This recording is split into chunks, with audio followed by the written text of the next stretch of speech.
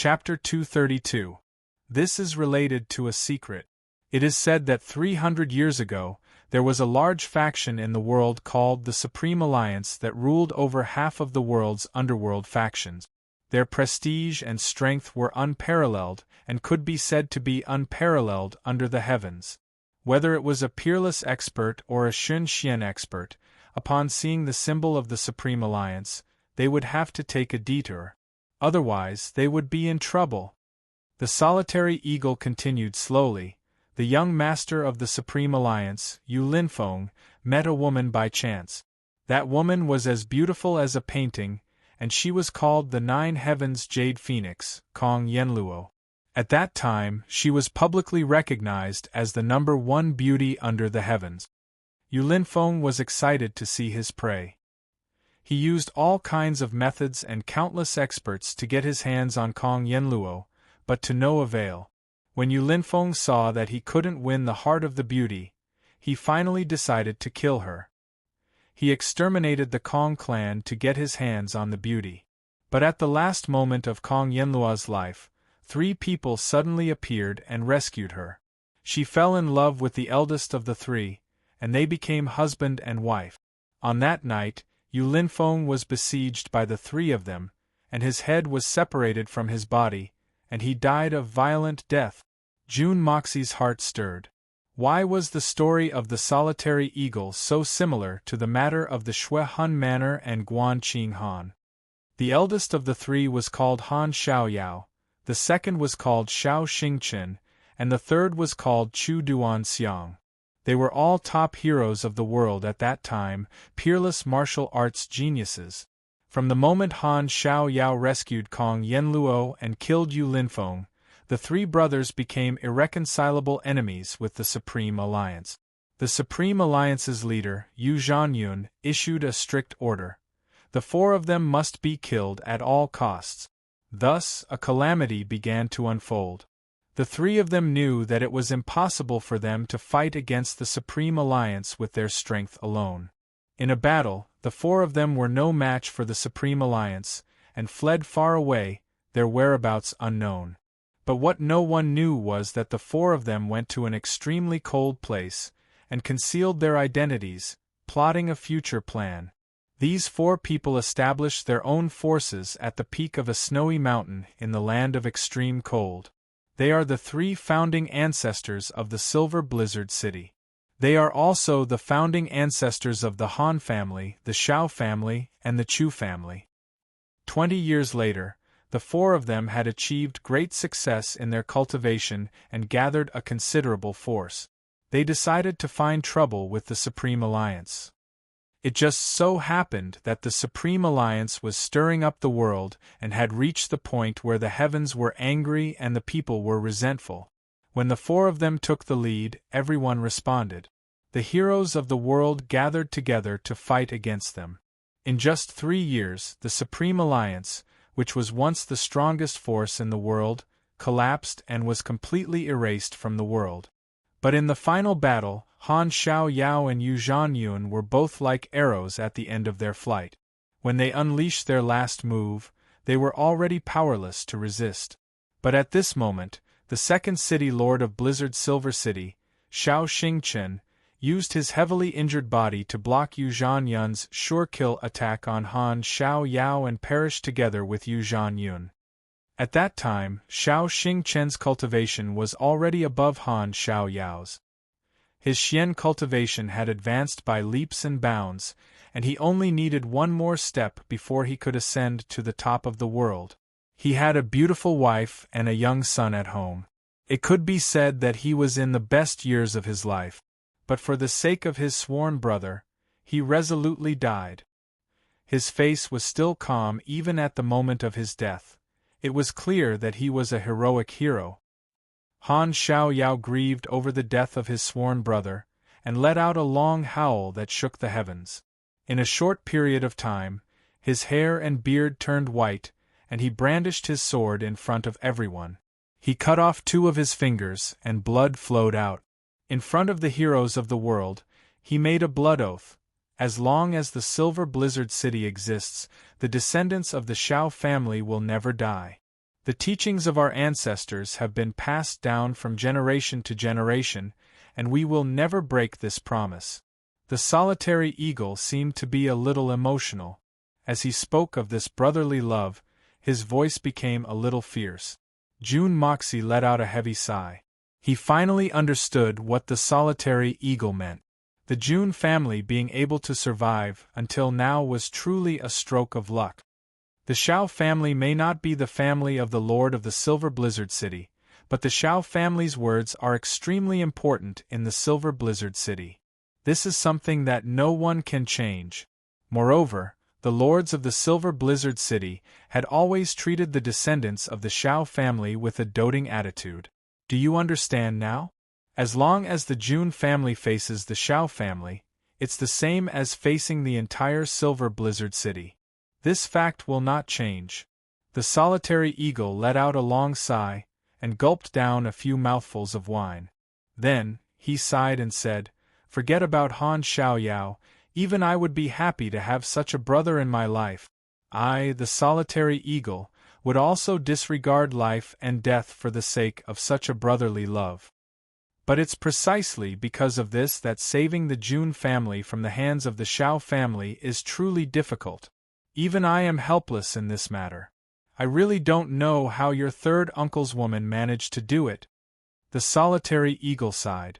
Then, he said in a lonely tone, "But I'm sure that no matter how that girl did it, the process must have been extraordinarily difficult. That girl is very bitter, ah." The solitary eagle turned his head to look at the dark night sky after he finished speaking. Then, he looked up at the sky, and his eyes revealed an indescribable and complicated expression. It was very distant and very painful. It seemed as if he was thinking of something from the past. So that's how it was. June Dashao let out a long sigh. His heart felt heavy for a moment. This was the first time that the hitman June, who had lived 2 lives, felt that this matter was very thorny. The June family had suffered a series of major changes. Several of the June family's mainstays had lost their lives, and had almost been unable to recover from this setback. The only survivor, Jun Wui, had been crippled in both his legs, and had felt that there was no hope of ever being cured. Although the June family's father and son were filled with resentment, but they were helpless to do anything. After all, the arm couldn't twist the thigh. However, the Silver Blizzard City's Shao family had already made a move against the June family in the past. So, how could they have stopped halfway? Why didn't they cut the weeds and eliminate the roots? The Shao family had given up on that day, so there must have been a reason behind this. And this reason was 100% tied to that pitiful woman, Han Yenyao. Who knew what Han Yenyao had sacrificed in order to save the June family? How much effort had she put in? Who knew what kind of miserable life that pitiful woman had been living alone in the snowstorm city all these years? It was true that the June family was suffering, and it was certainly miserable. But how easy could that woman be?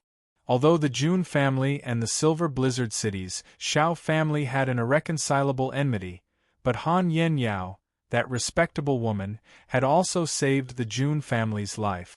I must get Han Yenyao out as soon as possible, and reunite with my third uncle so that the lovers can finally be together.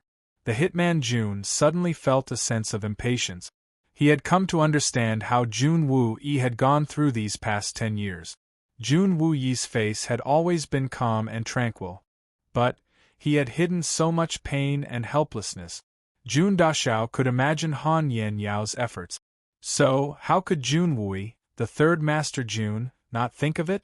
He would only think deeper, further, and worse. He had implicated his entire family in a moment of passion. If it weren't for the fact that his 2 brothers had passed away, and if it weren't for his father, Jun Wui would have cut his own throat a long time ago. Forcing himself to live under these circumstances was definitely 10,000 times more difficult than dying, and 10,000 times more painful. Moreover, he had a woman who had sacrificed herself for him. His beloved had been waiting for him in a distant place, and had been silently sacrificing herself for a little bit of hope how could this be endured? Jun Wui's shoulders were shouldering a pain that even the hitman Jun couldn't understand. This was a burden that no one could share. Under such circumstances, he had to drag his crippled body to live for the sake of his father, for the sake of his family, and for the sake of his descendants. This in itself was a heroic act. Death was actually very easy, a single stab would suffice. But forcing himself to live on meant that he would have to suffer 1,000 stabs in his heart every day and night.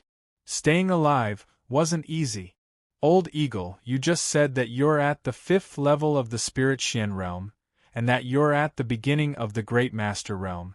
It seems that advancing to the 6th level of the Spirit Xian realm isn't as difficult as advancing from the 4th level to the 5th level. However, advancing to the 6th level isn't going to be an easy task. In fact, it might even be an extremely difficult obstacle for you to overcome. Is that right? Jun Mo Xie clenched his teeth, and his gaze deepened. The solitary falcon had never heard Jun Mo Xie speak in such a heavy tone that he had never used before. Solitary Eagle instinctively felt that these words of Jun Moxie seemed to contain some kind of absolute power and unquestionable determination. He couldn't help but be startled in his heart. He slightly raised his head, and his pair of eyes suddenly became as sharp as a sword. The reason is like this. What do you mean by this? You brat. What do you want to say? Just say it. When they were joking a moment ago, both of them were laughing and scolding each other. But now, both of them knew that the other party wasn't joking at all. Instead, they were speaking in an unusually serious manner. Even the surrounding atmosphere suddenly became tense. It was as if an earth-shattering bow had been pulled open in the middle of the dark night. The arrow was already on the bowstring. My master is obsessed with refining elixirs. A few years ago, he had a chance to research a very special elixir. Jun Moxie's eyes were fixated on Solitary Eagle's eyes, and he didn't even blink. This elixir requires countless elixirs and heavenly treasures, and the refining process is even more difficult. But once it is successfully refined, it has the ability to upgrade a person's rank. It ignores the promotion of one's rank, and there are no side effects. Do you understand what this means? Solitary Eagle looked at him with eagle-like eyes, and didn't move for a long time. Jun Moxie didn't continue speaking until here, and just calmly looked at Solitary Eagle. Solitary Eagle undoubtedly needed this elixir. Moreover, it was an urgent need. When a person reaches his own limit, and there are still many people in front of him, and he may not be able to catch up to them, it will give birth to unwillingness in his heart.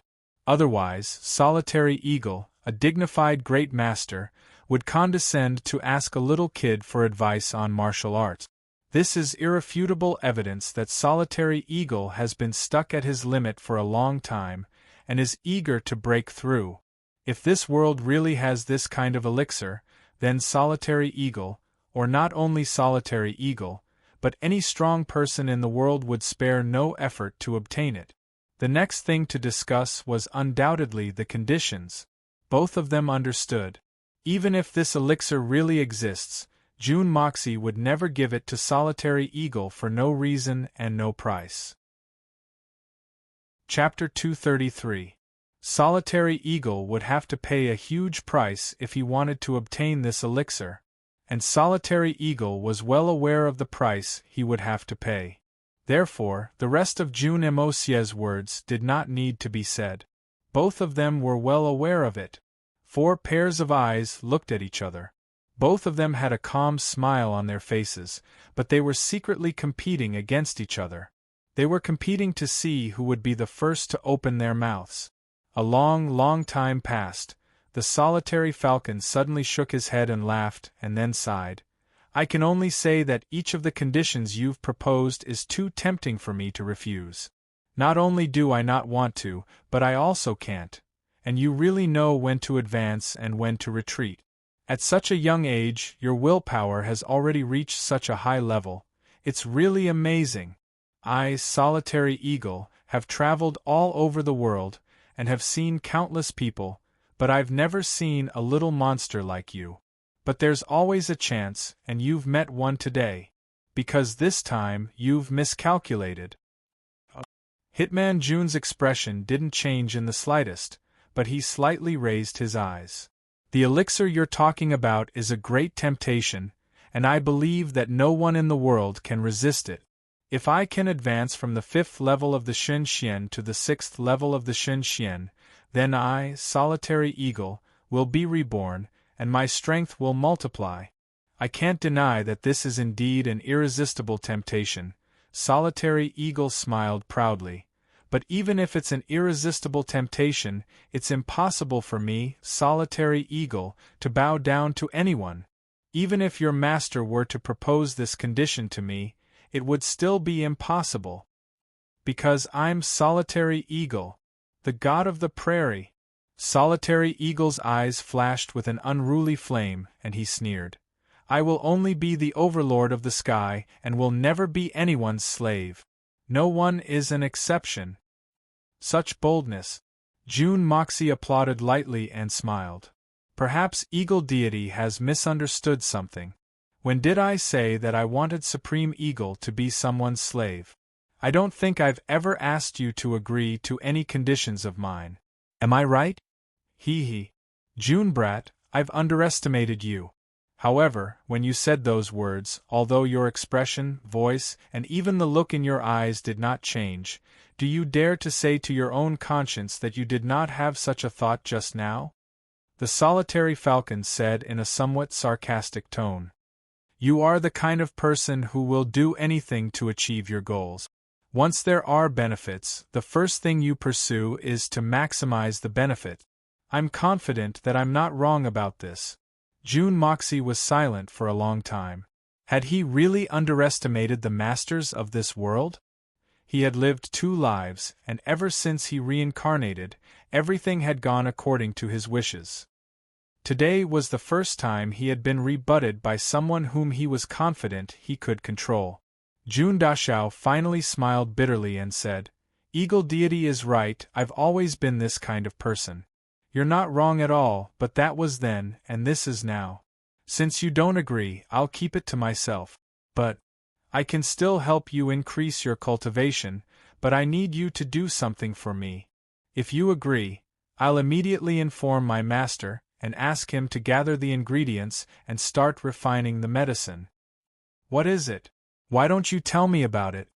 The Solitary Falcon didn't show the slightest bit of excitement. Instead, he seemed somewhat vigilant.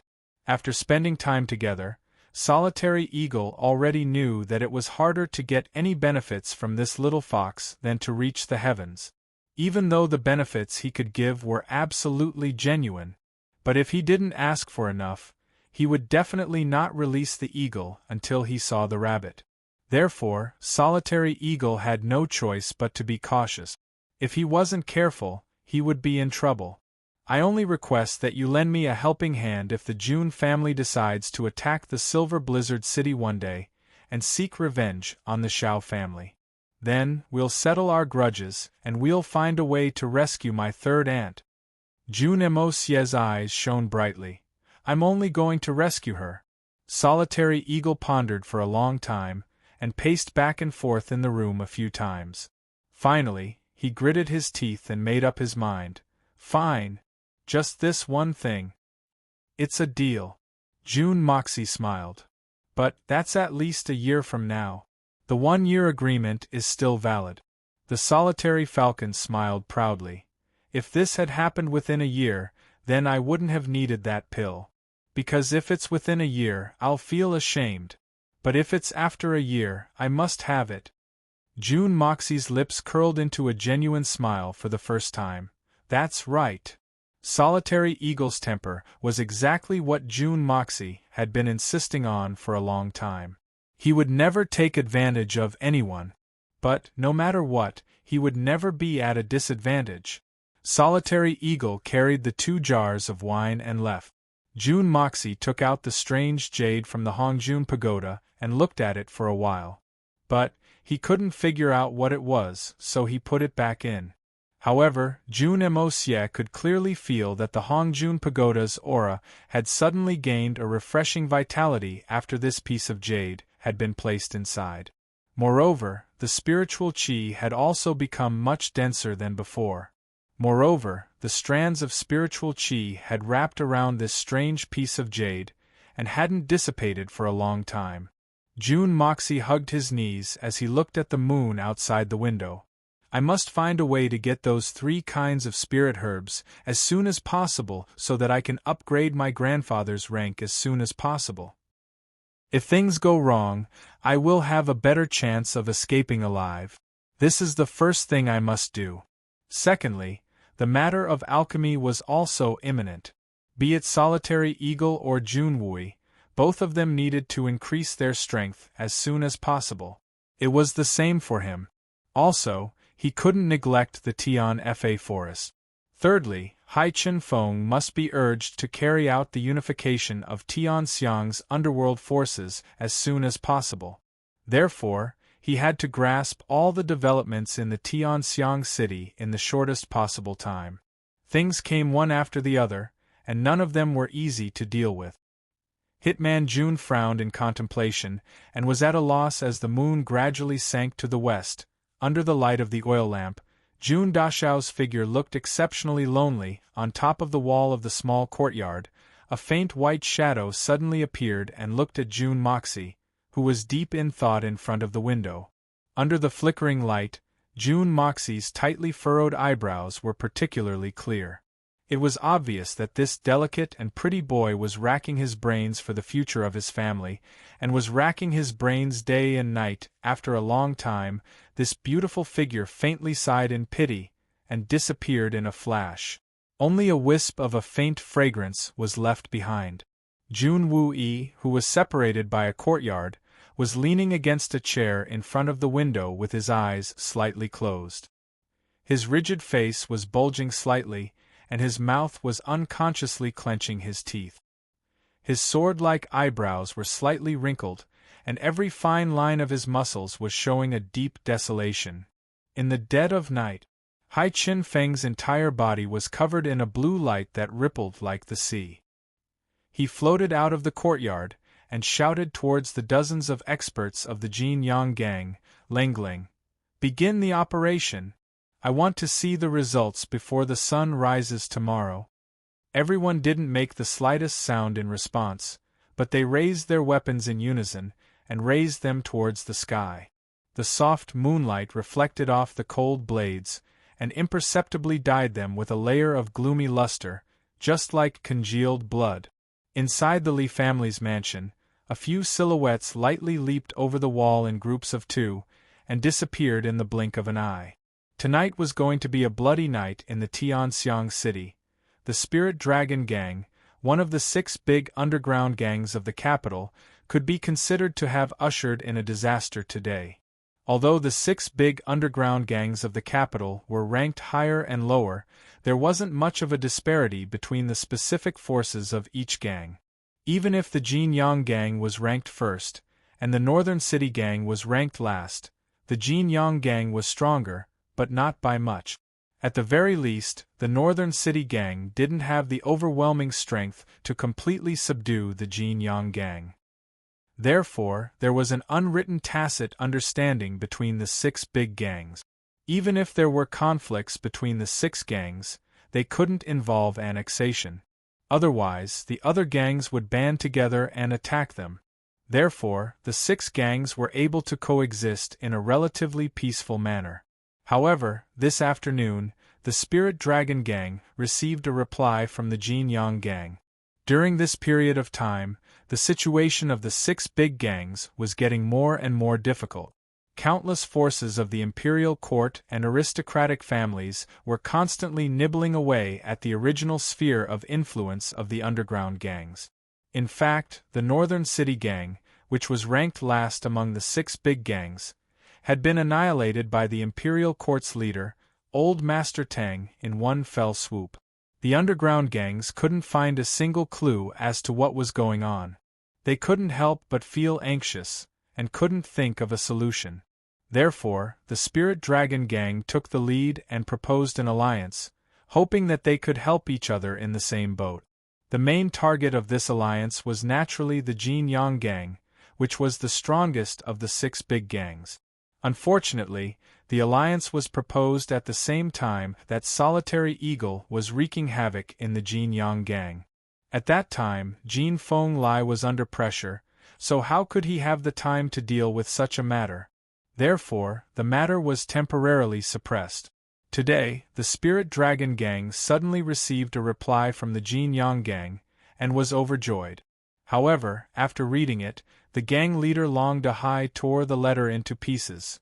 This was a letter asking the Spirit Dragon Gang to surrender. This was too arrogant. The 6 big gangs had existed in the Tianxiang city for more than 10 years, and had never heard of a gang surrendering to another gang? The 6 big gangs had always been on equal footing, so what kind of thing was Jin Feng Lai? Why did he dare to ask us to surrender? Long Dahai was seething with anger, and immediately gathered the leaders of the gang to discuss countermeasures. Everyone was so excited that they wanted to fight to the death with the Jin Yang Gang. Some people even clamored that they should take this opportunity to annex the Jin Yang Gang, and make the Spirit Dragon Gang their own boss. However, some people were calm and suggested that they should take their time to think about it. Just as they were quarreling fiercely, suddenly, the door of the hall exploded into pieces of wood. The wood shavings flew in all directions, causing everyone's faces to burn with pain. Several people's faces were cut open, and they were dripping with blood. Everyone was furious and looked towards the door. A burst of blue light flashed in the dark of the night. The sawdust fell, and a man stood outside the door. He was dressed in blue, and his body was glowing with blue light. His hands were clasped behind his back, and he was standing in the doorway like a mountain. The lights in the room reflected on his eyes, and they were as blue as the sea. Tianxian Master. The Spirit Dragon Gang had discerning eyes, and they couldn't help but exclaim when they saw the appearance of a Tianxian Master. Tianxian Master.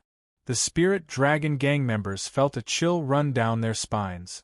Dare I ask who you are? Long Dahai's beard trembled as he quickly stood up, and asked in a respectful manner. The Jin Yang Gang will soon rule the capital's underworld, and you have 2 choices: surrender or die. The blue-clothed man's eyes were cold, and there was an inexplicable majesty in them. He slowly swept his eyes over the crowd and spoke in a sharp tone. Chapter 234. Haichen Feng and Tianxian's murderous aura made everyone from the Spirit Dragon Gang feel a chill run down their spine. They felt as if they were standing naked on a snowy peak in the middle of winter. The cold wind was like a knife, cutting their skin inch by inch. The chill penetrated deep into their souls. This murderous aura was enough to freeze everyone's fighting spirit, will, and even soul. It was an irresistible and terrifying strength. Long Dahai's face turned extremely pale as he faced Hai Chen Feng's imposing manner. He felt as if the man before him was a magnificent mountain, while he himself was just a rock at the foot of the mountain. He didn't even have the qualifications to look up to him. He didn't know why, but he inexplicably retreated 5 or 6 steps. He felt his breathing become a little smoother, and then he felt his back hit something. He then realized that he had been standing in the middle of the hall, but now he was leaning against the innermost wall. What kind of pressure is this? Who are you, Your Excellency? This is a matter between the Spirit Dragon Gang and the Jin Yang Gang. Why do you want to interfere with our affairs? Long Dahai gathered his courage and asked in a stern voice, Where is the leader of the Jin Yang Gang? Where is Jin Feng Lai? Since you have the intention to annex the Spirit Dragon, why hide your head and show your tail? Show yourself. His voice was loud and it seemed somewhat dignified. However, there was a distinct tremor in his voice. This sentence, which was supposed to be a reprimand to raise his own aura, sounded more like a plea to others. I am the current leader of the Jin Yang Gang. When did I ever hide my head and show my tail? Hai Chen Feng raised his eyes, and looked straight at Long Dahai's face. His murderous aura instantly shrouded Long Dahai's body. Long Dahai was shocked. His cultivation was at the early stage of the Earth Xian realm, and the two of them were separated by a dozen steps. But he felt as if he was facing Hai Chen Feng face to face. The opposite party's gaze was so intense that his eyes felt like they were burning and hurting. The feeling of impending death was so clear. Although the hall was densely packed with members of the Dragon Spirit Gang, Long Dahai felt that there was no one around him. None of them could bring him any sense of security.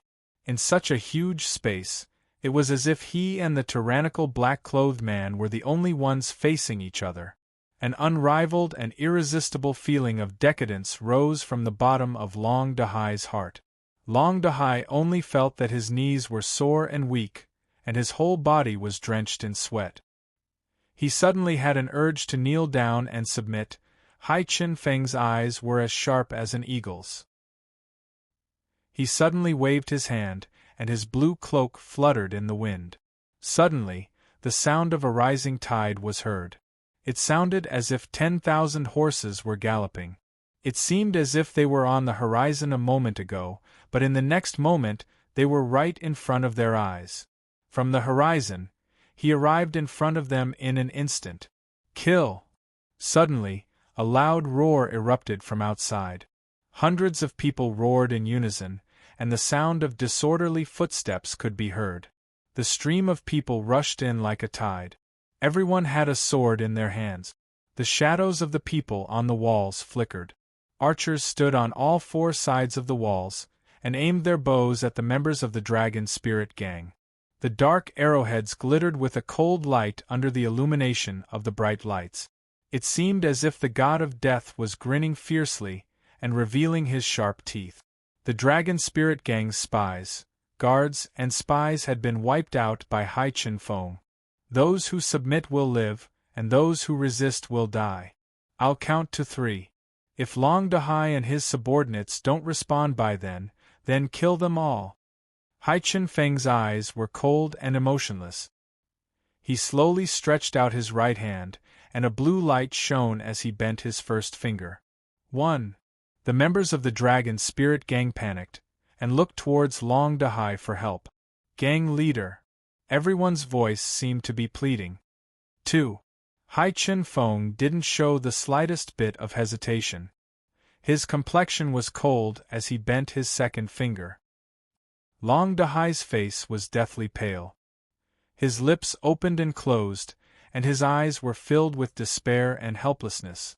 Archers, get ready! Hai Chen Feng raised his arm, and the sound of a tsunami was heard. It seemed that he was furious. Roar! The surrounding archers responded in unison, and pulled their bows into the shape of a full moon. As soon as Hai Chen Feng said 10,000 arrows would be fired. Death was imminent. Resisting would only lead to death. So, the only option left for them to survive was... Wait! Long Dahai roared, but his voice sounded as if he was crying. I am willing to submit. As he spoke, Long Dahai's entire body was like a deflated balloon. He instantly became soft. Following this order, everyone in the hall threw down their weapons. Their faces were covered in cold sweat. It was as if a heavy burden had been lifted off their shoulders, as if they had been granted amnesty. Good! Hai Chen Feng praised. Since you've surrendered, we'll be a family from now on. Great Protector! You'll be responsible for settling the Dragon Spirit Gang. Yes, I'll obey the gang leader's orders. A tall and sturdy figure stepped out from the shadows. He had thick eyebrows, curly beard, a lion's nose, and a wide mouth. It was Jin Feng Lai. Jin Feng Lai, you! Long Dahai pointed at him in disbelief, and was at a loss for words. Ha, it's me. Is it surprising that I'm abdicating my position? Jin Feng Lai laughed heartily and seemed very carefree. To be honest, Jin Feng Lai really didn't mind Hai Chen Feng usurping his position as the gang's leader. Not to mention the friendship between him and Hai Chen Feng, it didn't matter who became the gang's leader. Besides, Hai Chen-feng becoming the gang's leader would only benefit him and the Jin-Yang gang, and wouldn't cause any harm to them. How awe-inspiring! How baleful! You've subdued an entire gang with just a few words. You've left me in awe. A Sky Xian expert is truly extraordinary. A voice drifted in from time to time. It was enigmatic and carried a strong sour taste. Who's there? Hai Chen-feng looked around, and suddenly his figure flashed, and a blue light rippled. His body flew high into the air, and went straight to the roof, where he stood proudly. It's me. A strange laughter resounded. Several archers on the southern wall suddenly cried out in alarm as they fell to the ground. Two black-clothed men appeared on the wall together. They had a fierce look in their eyes as they looked at Hai Chen-feng. However, you can't be the only one to enjoy the big pie that is the capital's underworld. You'll have to spit it out even if you swallow it. Hai Chen-feng roared, and the aura around his body rose sharply. A bright blue light emerged from his body. Well, since you've spoken, then come and snatch it. Eliminate the weak and leave the strong. This is the rule of the game between the strong. Suddenly, his figure flew high into the air, and the blue light flashed.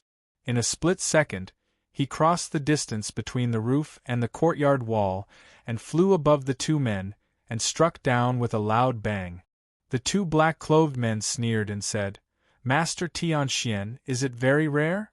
Suddenly, he rose up and rotated his body at a high speed. Then, he moved in a very strange spiral to meet Hai Chen-feng's falling body head-on. The two men shouted in unison, and a dreamy blue radiance shot out from their bodies. The three collided with each other with a loud bang. Then, the three men exploded like fireworks. The three men floated back at the same time, but then stopped in the air at the same time. Then, they turned around and flew back. Hai Chen-feng's expression was calm, and the corners of his mouth were curled into a confident smile. His palms were like giant axes that could split mountains, and were chopping down again and again. The sky-blue energy took the shape of a crescent moon, and was unceasingly attacking the two men. The two men whistled loudly, and attacked with their hands and feet. They didn't retreat even half a step. Suddenly, one of the black-clothed men let out a shrill cry and retreated. The other man frantically rushed forward, and started a tangled battle with Hai Chen-feng.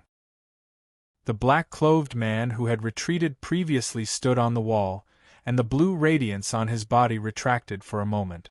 Then, it flourished again, and seemed to be far stronger than before. His body emitted a cold qi, and his palms turned jet-black in the blink of an eye. Then, he leapt up again, and ferociously jabbed at Hai Chen-feng. With Hai Chen-feng's strength, he was confident that he would be able to win even if he had to face two men at the same time. Now, he was only left with one man to tangle with. So, it would be even easier for him to do so. But, this was a battle between two strong men like Tianxian. So, it would take a lot of effort to get rid of one's opponent without getting injured. Hai Chen-feng had the upper hand in this fight, and was about to take down his opponent. Suddenly, he felt a cold wind blowing in his face. It was accompanied by a pungent fishy smell. He couldn't help but shiver in his heart. He crisscrossed his palms, and 4 crescent moon-shaped xian qi flew out. Then, his body flew back, and he shouted in a stern voice, "This is the ruthless cold-blooded finger. Is your Excellency the cold-blooded Master Lei Wu Bei's disciple? You're quite knowledgeable. You actually recognize my ruthless cold-blooded finger." The black-clothed man laughed in a strange manner. "Since you recognize it, why don't you quickly kneel down and beg for mercy?" The black-clothed man thought that he was the direct descendant of one of the 8 great masters. So, the Sky Xian expert in front of him wouldn't have the guts to offend the black-clothed man even if he wasn't able to subdue the black-clothed man. So, he could force the black-clothed man to retreat. Then, the Spirit Dragon Gang and the Jin-Yang Gang would be at his fingertips. This black-clothed man's wishful thinking was undoubtedly very good. But, how could everything go according to one's wishes? Shut your mother's fart. Hai Chen Feng didn't pay attention to the man's arrogant theory. He cursed in anger. He flipped his palm, and a long sword appeared in his hand with a clang sound. Then, he rushed forward once again. It was as if the waves of the sea were rolling up and down. The sky-blue waves were mixed with the snow-white spray of the sea. Jade blue snow-white sword. So, you're a disciple of the Blue Master. The black-clothed man laughed heartily. That's good. We're both disciples of the 8 great masters. Let's see who's better and who's better. Hai Chen Feng became even angrier in his heart. Hai Chen Feng was confident that he could defeat these 2 men. So, he had already planned to keep them here. However, the other side had used the unique martial art of another great master. Hai Chen Feng didn't want to rashly create an irreconcilable enmity with the other side. Therefore, he had used the unique sword art of the Jade Wave White Snow Sword. Since they were both disciples of the 2 great master-level masters, Hai Chen Feng thought that this matter would be over as long as these 2 men stopped fighting. But, he hadn't expected that these 2 men would continue to pester him. They didn't seem to care about him in the slightest. In fact, there was a hint of contempt in their tone. Hai Chen Feng didn't know that these 2 men were Li Yuran's 2 senior brothers. Lei Jianhong had promised Li Yuran that he would help him unify the capital's underworld. Tonight was the first night. But, he hadn't expected that he would be a step too late. Hai Chen Feng had taken the lead. So, how could these 2 men give up? They wouldn't know how to explain it to their junior brother if they didn't take it back. Besides, this was also related to the eldest brother's reputation. Therefore, these 2 men weren't willing to give up even though they knew that the 2 sides had some sort of relationship. Chapter 235. Today's second update has arrived. I'm a little late, sorry. Although they had judged that Hai Chen Feng's strength was greater than theirs, they had also guessed Hai Chen Feng's intentions. They were certain that Hai Chen Feng wouldn't dare to rashly injure them, so they were blindly fighting for a fluke. Hai Chen Feng was aware that he had been merciful, but the other side didn't seem to appreciate it. He couldn't help but become angrier and angrier. Suddenly, he retracted his sword and flew out like a meteor. He shouted, "It's inconvenient to fight here. Do the cold-blooded master's disciples have the guts to follow me and decide who's the winner?" The 2 men laughed. Good. Whoever loses will withdraw from the fight for hegemony of the capital's underworld. Blue lights flashed as the 3 men disappeared in the blink of an eye. Long Dahai and Jin Fenglai were both Earth Xian level cultivators. Their cultivations weren't weak, but they were still dazzled and unable to control themselves as they watched the 3 men fight. Jin Fenglai patted Long Dahai's shoulder after the 3 men had gone far away. Let's go. Let's discuss how we should arrange this. Jin Fenglai was a veteran of the martial world. Although he couldn't rely on his own strength to determine who was stronger and who was weaker, but based on his understanding of Hai Chen Feng and the conversation between the 2 sides, it wasn't difficult for him to conclude that Hai Chen Feng had the upper hand. So naturally, he wasn't worried. Only then did Long Dahai retract his gaze. Closing his mouth that was wide open in shock, he snorted and followed Jin Fenglai inside. Far north, Silver Blizzard City. Everywhere one looked, one could only see a boundless expanse of white snow and glaciers. In this uninhabited place, on the top of the snow-capped peak, there was a majestic city that seemed to be made of pure ice and snow. It was magnificent but also mysterious and unpredictable.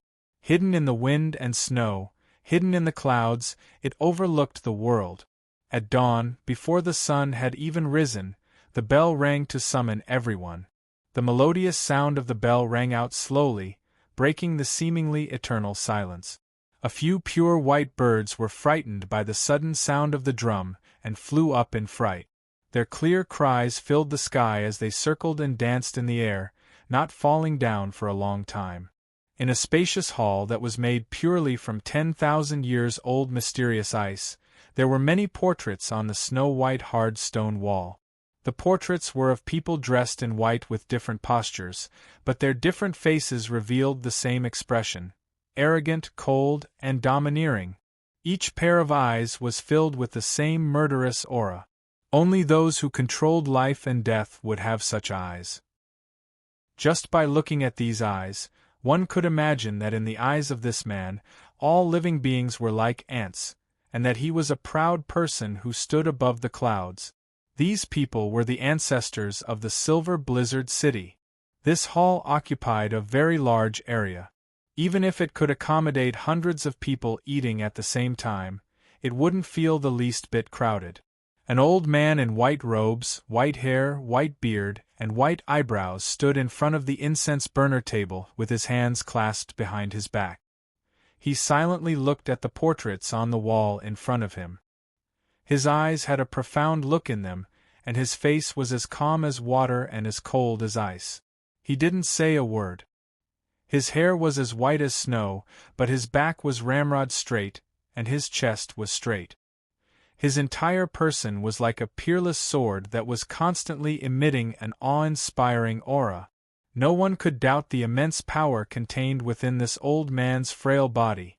It was enough to shock the world, and shock the world with its astonishing strength. Whooshing sounds could be heard continuously. Many people in white came from all directions, and quickly flashed into the hall. It seemed that everyone had their own position.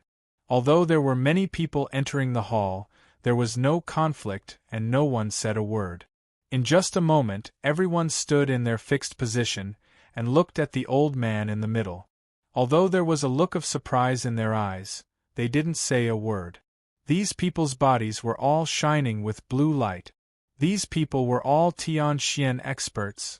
The sound of footsteps could be heard as the 7 old men slowly walked over in a line. Every step of each of them was abnormally steady, and they were unhurried. It was as if they wanted to leave footprints on the 10,000-year-old mysterious ice floor. These 7 people slowly walked behind the old man in white in the middle, and stood quietly. At the entrance of the hall, there was already a graceful man in white. His eyes flashed, and his power radiated in all directions. He only appeared at the entrance, and stood proudly, but it made people feel that the whole world was in the hands of this man. Beside him was a beautiful middle-aged woman that lightly leaned against him like a weak willow in the wind.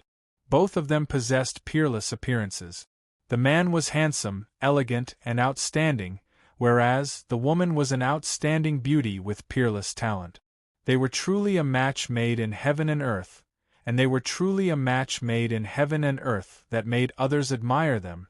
As soon as the man and woman appeared, nearly 100 people gathered in the hall turned around, bowed, and said in unison, "Welcome, mistress. No need to be so polite." The two smiled and slowly walked in, and sat down on the only 2 chairs in the middle. The entire hall could accommodate hundreds of people, but there were only 2 chairs. Only these 2 people had the qualifications to sit in this hall. And these 2 people were the current lord of Blizzard Silver City, the heavenly sword god, Han Zhanmeng, together with his wife, Han Zhanqing. The old man in the middle waved his hand, and said in a clear voice, "Today, I have invited everyone here to discuss an important matter. Because this matter concerns the future of Blizzard Silver City, everyone under Xinxian is to immediately go out and guard the hall. Do not allow anyone to come within 500 feet of the hall. Anyone who dares to come near will be killed without mercy." "Yes, we obey the great elder's command." Everyone cupped their hands and slowly left the hall. There were less than 10 people left in the hall, and it suddenly seemed a lot more spacious. There were less than 20 people left in the hall. "Is there news from Tianxiang?" Han Zhanmeng smiled and looked at the great elder, Shao Xingyun. If it was any other news, the great elder might not be so cautious. Just as the lord of the city said, "It is news from Tianxiang City. Please take a look. Third brother has sent this news from Tianxiang City. Even with our snow eagle, it took almost an entire night to deliver it. The news is quite shocking." The great elder replied, and unfolded a piece of paper, and handed it over. Han Zhanmeng shook his head with a smile, and took it. Xue Shuangqing, who was beside him, also came over to read it. The two of them were a little interested. The great elder, who was usually calm and collected, said that the news was shocking. How shocking could it be? The calm expressions on the two's faces became more and more serious as they read the paper, and the calm smile on their faces had long disappeared. The beautiful woman's beautiful face turned pale, and an inexplicable look of worry appeared on her face. There was also a faint trace of happiness, and she could not help but grab her husband's hands tightly, as if to remind him of something. Is there such a thing? Everyone, take a look. Tell us what you think. Han Zhanmeng finally finished reading, closed his eyes, and took a deep breath. Feeling his wife's movement, he sighed again and waved his hand, and the paper was passed around for everyone to see. Solitary Eagle was in the Jun family, and he injured sixth brother. This Feng Wu was injured by a mysterious person, and then the mysterious person suddenly appeared and snatched the soul-replenishing jade. Third brother said that he had no way to resist. How is this possible? Everyone cried out in surprise. They looked at each other, and their expressions were filled with bewilderment and uncertainty. It's only been a few days, and so many things have happened. The great elder, Xiao Xing Yun Lengling, smiled. And that arrogant kid from the Jun family has actually been cured of his injuries. So many rare things have happened. Han Zhanmeng was silent for a moment, and then looked up at the great elder. Great elder, you have summoned everyone here, so you must have a plan? What plan can I have? The Silver Blizzard City's affairs are decided by the master of the city. The great elder bowed slightly and took half a step back. Great elder, you are an important member of the city. What do you suggest? Han Zhanmeng was obviously not one to beat around the bush, and asked directly. That solitary eagle, relying on his status as a great master, humiliated sixth brother for no reason, and greatly damaged our prestige. He must be severely punished. If we let this matter go, where will the prestige of the Silver Blizzard City go?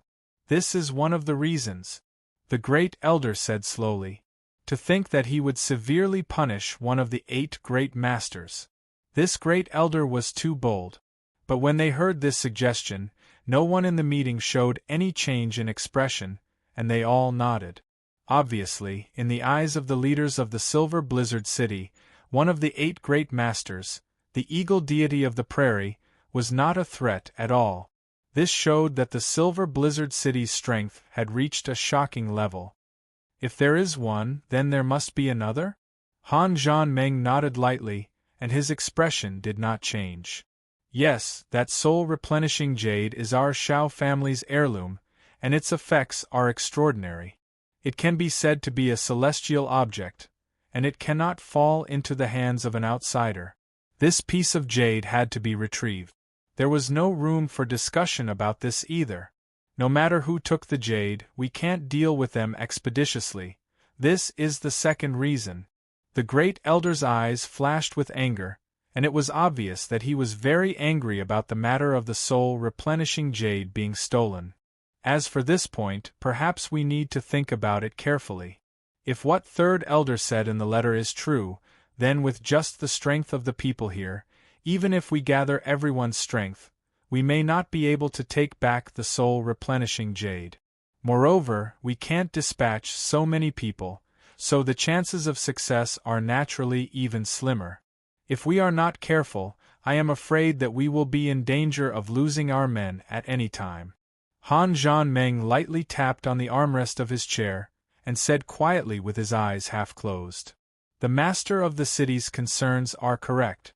This time we need to think carefully before dispatching people, and try to avoid conflict with that mysterious person as much as possible. However, the third elder is only a first-grade martial artist like Shen Xian, and his knowledge may not necessarily be correct. Even if there is someone like the solitary eagle in the eyes of a first-grade martial artist, he is still a celestial being. Therefore, the mysterious person mentioned in the letter may be far more powerful than the old master of the city's conjecture, but I do not believe it. I believe that even the strongest of the 8 great masters, Yunbi-Chen, does not have such strength. In the secular world, is there someone who can surpass Yunbi-Chen? From this, it can be seen that this information may not be true. The great elder's white brows furrowed. He spoke very slowly. Finally, he added, therefore, no matter what, we need to send people first. If that person is really unfathomable, then we can treat it as an inquiry. If that person is just a name, then we can immediately take it back. Yes, the great elder is experienced and prudent, and this can be regarded as the best plan. Han Zhanmeng looked at the great elder with approval and said, but from what the great elder said, I think there are 3. Yes. The great elder raised his white eyebrows. Lengling said, the 3rd is the Jun family. This small secular family has repeatedly challenged the authority of the Silver Blizzard City, and this is intolerable. This old man suggests that we exterminate their entire family to warn the world not to lightly challenge the authority of the Silver Blizzard City. Chapter 236. When the Jun family was mentioned, Xue Shuangqing's expression suddenly tightened, and she couldn't help but tighten her grip on her husband's hand. This can't be done. Han Zhanmeng's eyebrows slanted, like 2 sharp swords suddenly being unsheathed. I can agree to the first 2 points and act according to the great elder's suggestion, but don't mention the extermination of the Jun family. Do we have to go through what happened 10 years ago again?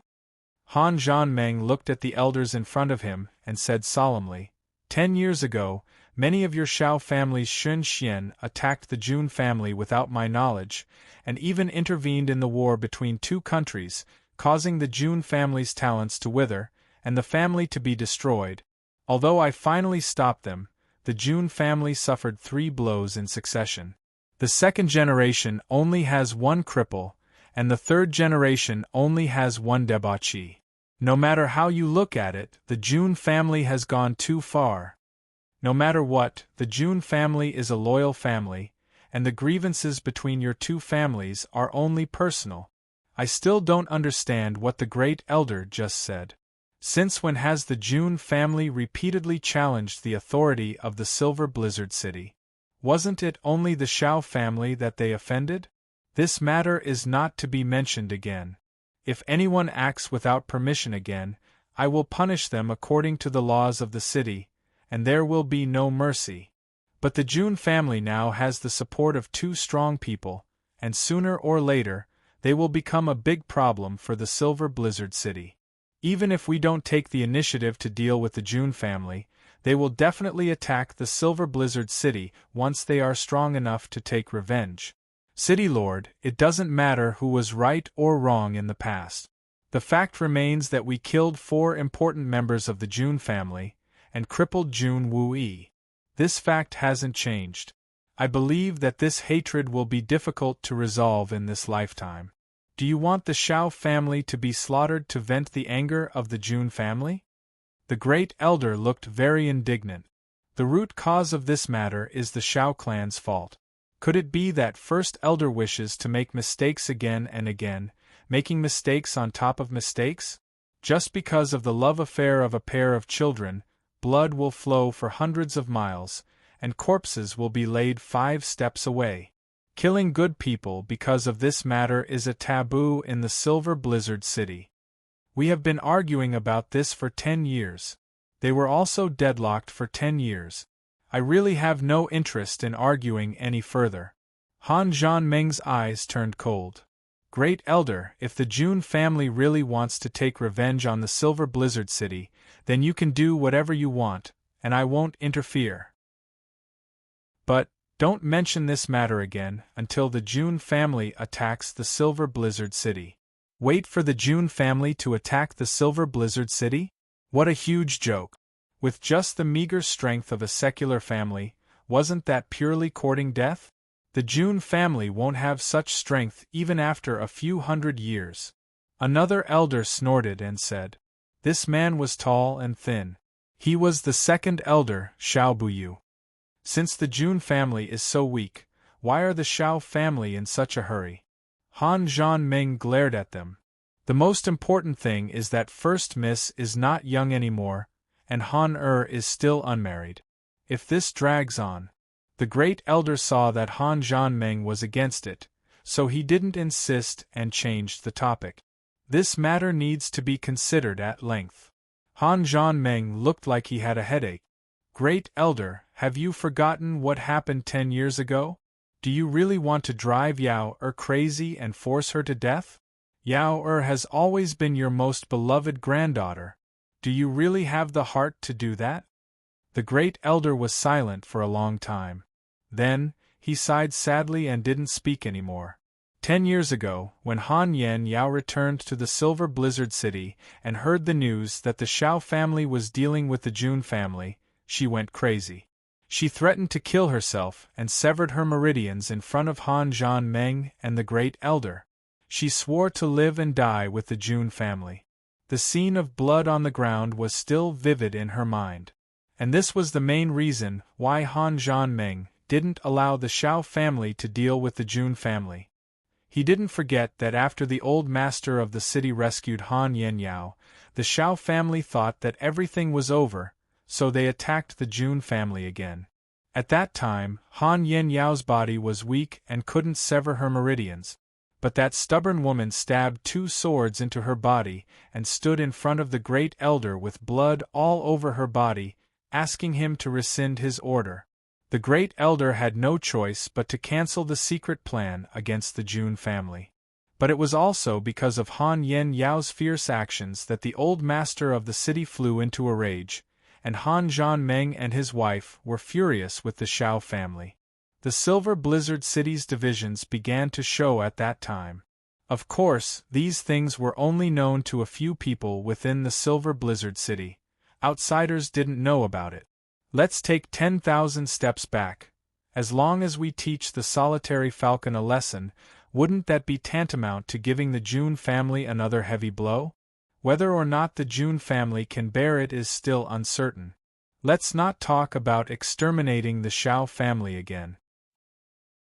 Han Zhanming sighed in his heart, and his eyes swept across the hall, looking at a lonely snow-capped peak not far away, thinking, Yao this is all I can do for you. I only hope that you, in that case, I think there is no harm in making this arrangement. Although the great elder was somewhat unwilling, he had to give up and suggested, this time, second brother will lead the 5th and 8th brothers down the mountain, and to be on the safe side, will the old master of the city's 7 swords of ice and snow go with them?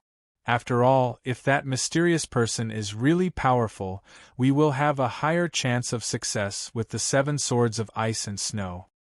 Good. That's the decision. The rest of the matters will be arranged by the great elder. Han Zhanming rubbed his forehead, stood up, and accompanied his wife out of the hall. Before they left the hall, he suddenly turned around and said firmly, in any case, no one is allowed to involve the Jun family. If anyone violates this, I will report this to my father and expel them from the Silver Blizzard City. There will be no mercy. After that, the two slowly walked away. The great elder's expression didn't change, but a trace of anger flashed in his eyes. He stood there calmly for a long time. Then, he suddenly turned around and looked at Xiao Buyu. Get ready. You'll leave the mountain this afternoon. Big brother, then, what about the Jun family? Xiao Buyu frowned. There will be plenty of opportunities. Xiao Xingyun took a deep breath. After you go down the mountain, you must act appropriately. Yes. Outside the hall, Xue Shuangqing was relieved. She patted her chest and said with some lingering fear, Thank you for your help, husband. If not for your insistence, the Jun family would not have been able to escape this time, and if the Jun family had met with misfortune, I'm afraid Yao would have. Although I stopped this matter in time, Yao heart is still difficult to resolve. We can only take one step at a time. Han Zhanming sighed deeply, looked up at the snowflakes in the sky, and said softly, Yao has suffered too much for the past 10 years. As her father, how could I completely cut off her last glimmer of hope? No matter who it is, no one can hurt my daughter. My family! Han Zhan Meng Lengling said in a low voice. With a wave of his sleeves, a boulder that was covered by the wind and snow suddenly shattered into pieces, filling the sky with snowflakes.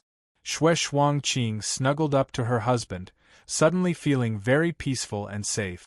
She only felt that with her husband's broad shoulders, nothing in the world could hurt her and her two precious daughters. She could not help but smile contentedly on a lonely snowy peak not far from the main hall. In a cave made of ice and snow, a graceful masked woman in white opened a letter in her jade-like hands. She only glanced at it, and her fingers suddenly trembled, and tears flowed out of her eyes. It's really him. His injury is really healed, God bless. The woman in white cried tears of joy, and her delicate body trembled like a leaf in the wind. For the past 10 years, she had been like an iceberg, but this letter had broken her frozen state of mind, revealing the weakness and helplessness buried deep in her heart. Tears flowed out of her eyes, and the woman in white sobbed in a low voice. Suddenly, she stood up, walked to the entrance of the cave, and knelt down devoutly. Looking at the dark sky, she put her palms together and prayed in a low voice, "Thank God for his recovery. Thank God for his pain. Please give him happiness. I am willing to reduce my lifespan by 10 years, 20 years in exchange for his safety and happiness. Even if we can't be together, I will still be your Yao and always will be." Her soft prayer quietly melted into the wind and snow in the blink of an eye. Suddenly, a gale arose in the sky, and the snowflakes that hadn't stopped yet became bigger, denser, and fluttered down. The lonely and frail figure on the snowy peak was completely wrapped in the wind and snow. But the woman in white remained motionless on her knees and prayed devoutly. Her tears had frozen into ice. Not long after, 10 figures flew out of the silver city like shooting stars, and hid in the wind and snow as they went down the mountain. Early in the morning, Fatty dragged Jun Dashao out of bed, wailing like a ghost. When he opened his eyes, he saw that Fatty was dressed in a navy blue robe, and looked particularly spirited. His whole body seemed to have lost some weight, and at least he looked more like a human. His face was clean-shaven, and his hair exuded the fragrance of honey locust. His face was pale with powder. This Fatty had actually put on powder, and it was very thick. June Moxie felt nauseous. "Fatty, do you know that with your body size you look very scary with makeup on? You actually put on such thick powder. Are you pretending to be a ghost? Why did you wake me up so early?" He looked out of the window, and it was only dawn. "Third young master. Boss." Fatty Tang was actually a little bashful. "Didn't you say that you would accompany me to see Miss Sun today, Miss Sun? That Miss Sun?" Jun Mo Xie suddenly remembered. "She's the fiancée that you lost to you once?" F***ck. Fatty was a little angry. "Can you not mention this? Didn't I do such a dirty thing?" After saying that, he looked at himself with some self-satisfaction. "I don't look bad now, right? Am I a little slimmer? I have indeed become a lot slimmer. This is the truth, and I can indeed see a little human." The corner of June Moxie's mouth twitched. "You are really too slim, you really fascinate me." Tang Yuan opened his mouth and laughed twice. He narcissistically spun in a circle, feeling very elegant.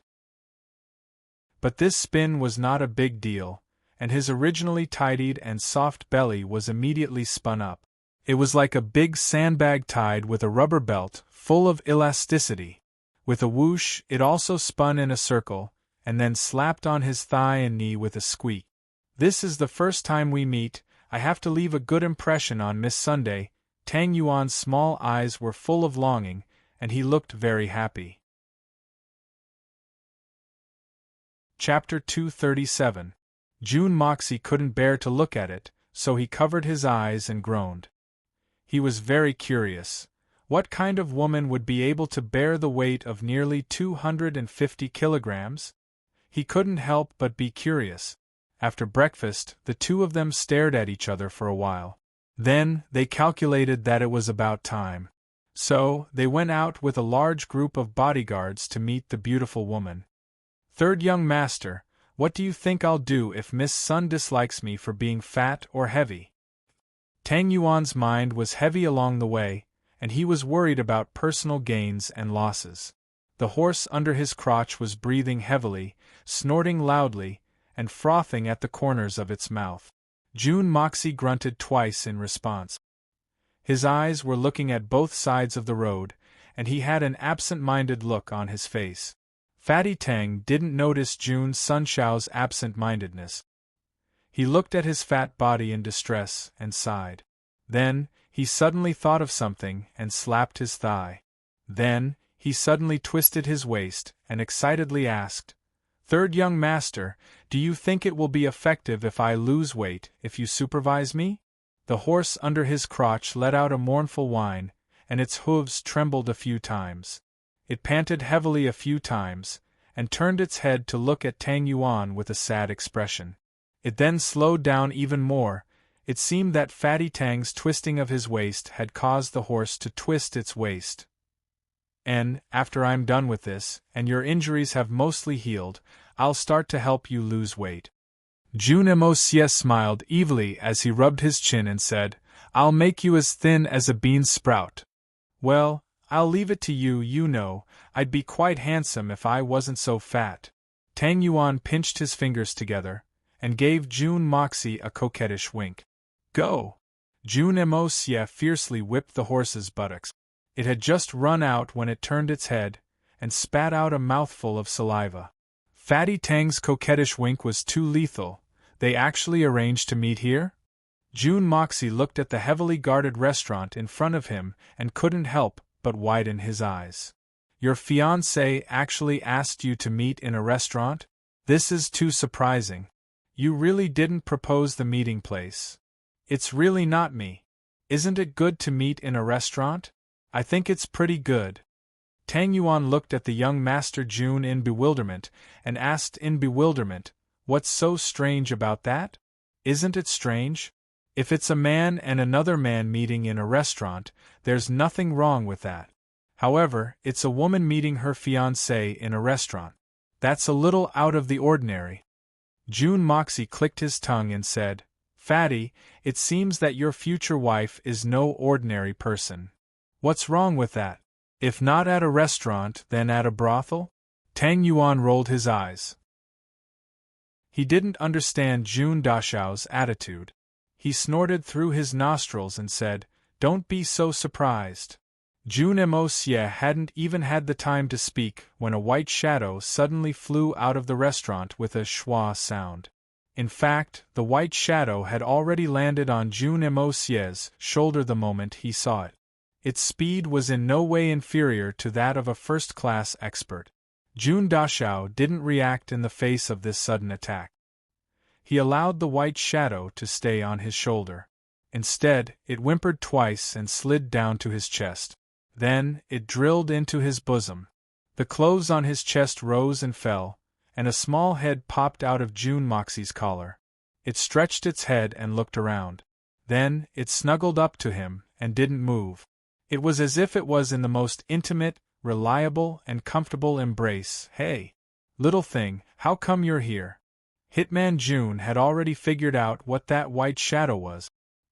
He pulled the ear of the little creature in his bosom, and asked in a soft voice.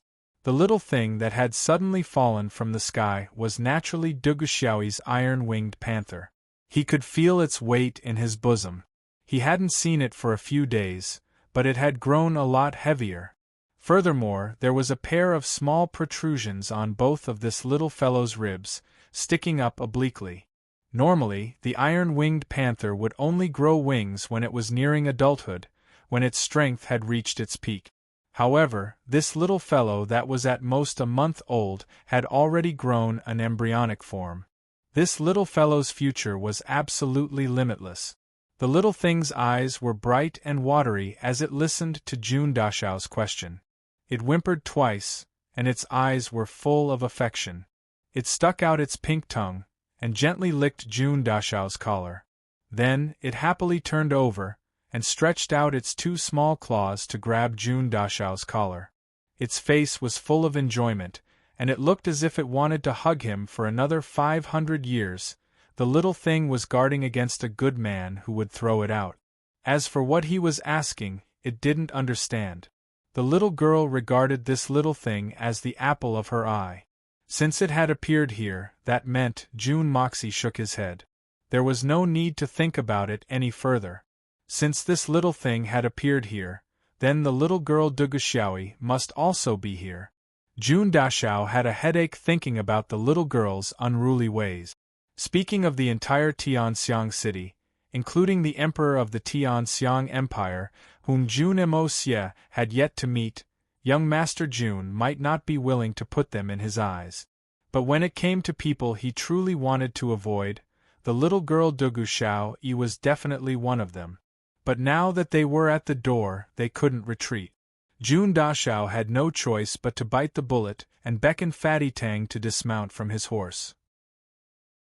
The two of them then walked inside. Could this be considered as knowing that there was a tiger on the mountain, but still walking towards the tiger's mountain? It seemed that Minister Sun had put in a lot of effort for today's meeting. He had gone through a lot of trouble to book the entire restaurant. The entire restaurant only had one table of guests in the central hall. Moreover, there were only two of them. One of them was wearing a light green robe, and had an unusually petite figure.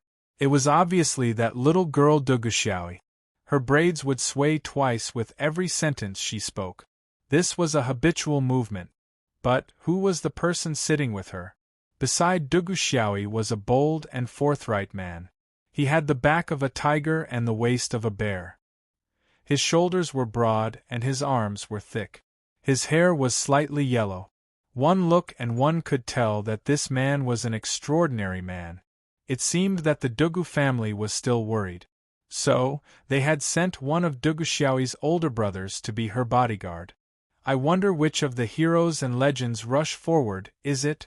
However, June Dashao could clearly feel that this man's temperament was above that of the heroes and legends rush forward, and the other heroes and legends rush forward.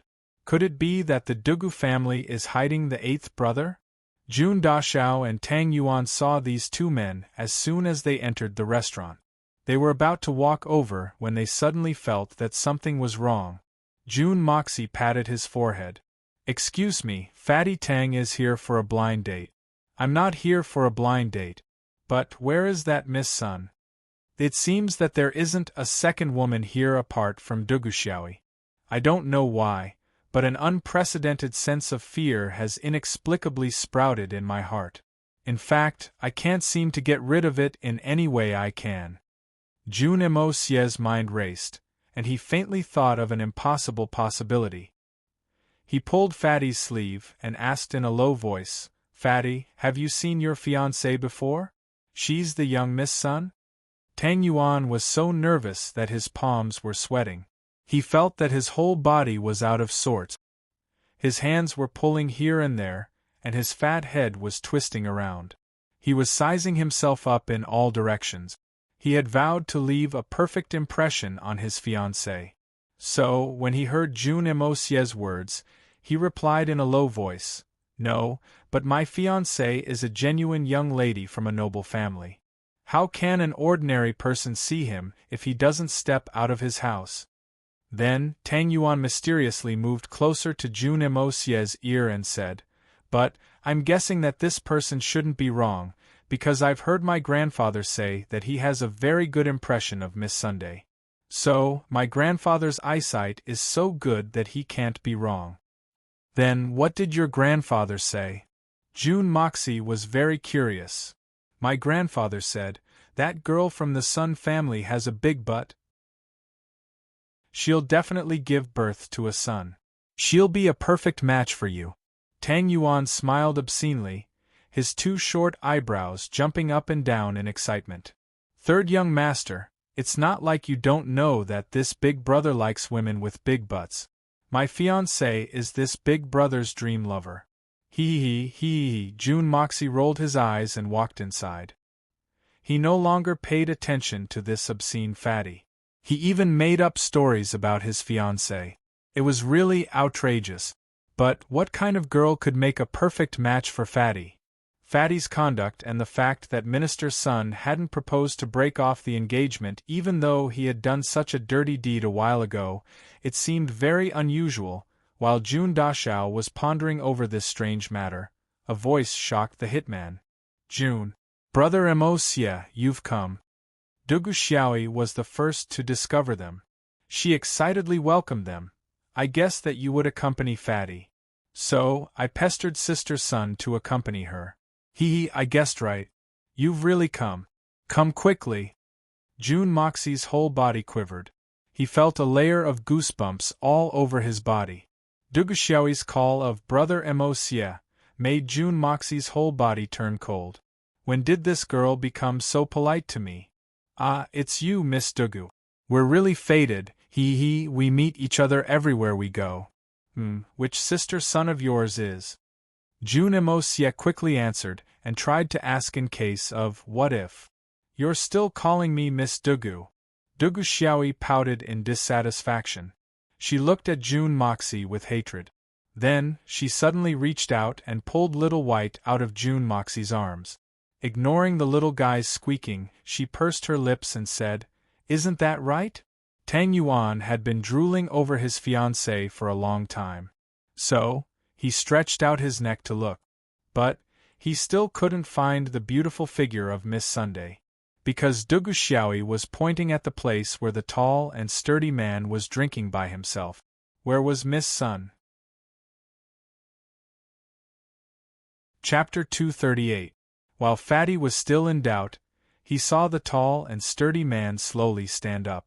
When the man stood up, he couldn't be considered to be too tall, but his figure was abnormally plump and strong. The man slowly turned around, cupped his fists, and laughed heartily. Is this the June family's June Sun Shao and the Tang family's future husband, Tang Yuan? This little sister is Sun Shao Mei. Tang Yuan, the eldest son of the Tang family, was dumbfounded. His eyes nearly popped out of their sockets, and his jaw nearly dropped to the ground. He looked at the woman in front of him, who was more forthright than a man. She had thick eyebrows and big eyes, and she wasn't ugly. Well, this was according to the standards of the Shandong burly men. This woman's hair was tied up in a hero bun, and she didn't have the slightest bit of makeup on her body. She didn't even have a single piece of jewelry on her head, and when she raised her hands and cupped her fists, she had a deep and lofty bearing, and as steady as Mount Tai. When she opened her mouth to speak, her voice was like a great bell, and it was deafening to the ears. She had the demeanor of a master. Her butt is really not small, Fatty. She's exactly the type you like. Old Master was right, you really are a perfect match, a match made in heaven. June Dashao didn't know what to say at this time, and could only laugh a few times, awkwardly cupped his hands, and then congratulated Fatty in a low voice. Oh my! Tang Yuan's eyes were wide open, as if he had been struck by lightning. His normally small eyes had long turned into a bull's eyes, and his mouth was wide open from ear to ear, saliva dripping down. Suddenly, he let out a groan, and then his throat made the sound of a rooster being strangled. Hee. A few sounds were heard, and then his eyes rolled back as if he had been hanged.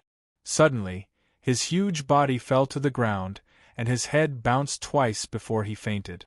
Miss Sun Shao Mei stood in front of Fatty Tang. Fatty Tang had been fantasizing about her for several years. She was the daughter of a noble family. She was the daughter of a high-ranking minister. She was the best candidate for a fiancé and so on. The contrast was too great. The pitiful Tang Yuan Chu had suffered such a huge change. How could he withstand such a cruel blow? He eventually foamed at the mouth and fainted. It seems that this little girl has really frightened this fiancé of mine. Sun Xiaomei laughed at herself, and a trace of pain appeared in her eyes, but she immediately hid it. She looked at Tang Yuan for a while, and nodded and said, My future husband is really a little fat, he should lose some weight. After saying that, she cupped her hands and extended her hands and said, Jun Sunshao, please sit. Originally, Jun Dashao had guessed the truth of the matter before Fatty Tang, and he didn't have a good first impression of this minister's daughter. It must be known that although Fatty was unbearable, he was still the heir of an important family in Tianxiang. No matter how one looked at it, his wife shouldn't be like Sun Xiaomei or Miss Sunday. It wasn't that he looked down on women, but in this world, women had always been the vassals of men. No matter how unbearable a man was, or how ugly he looked, it would still be a problem.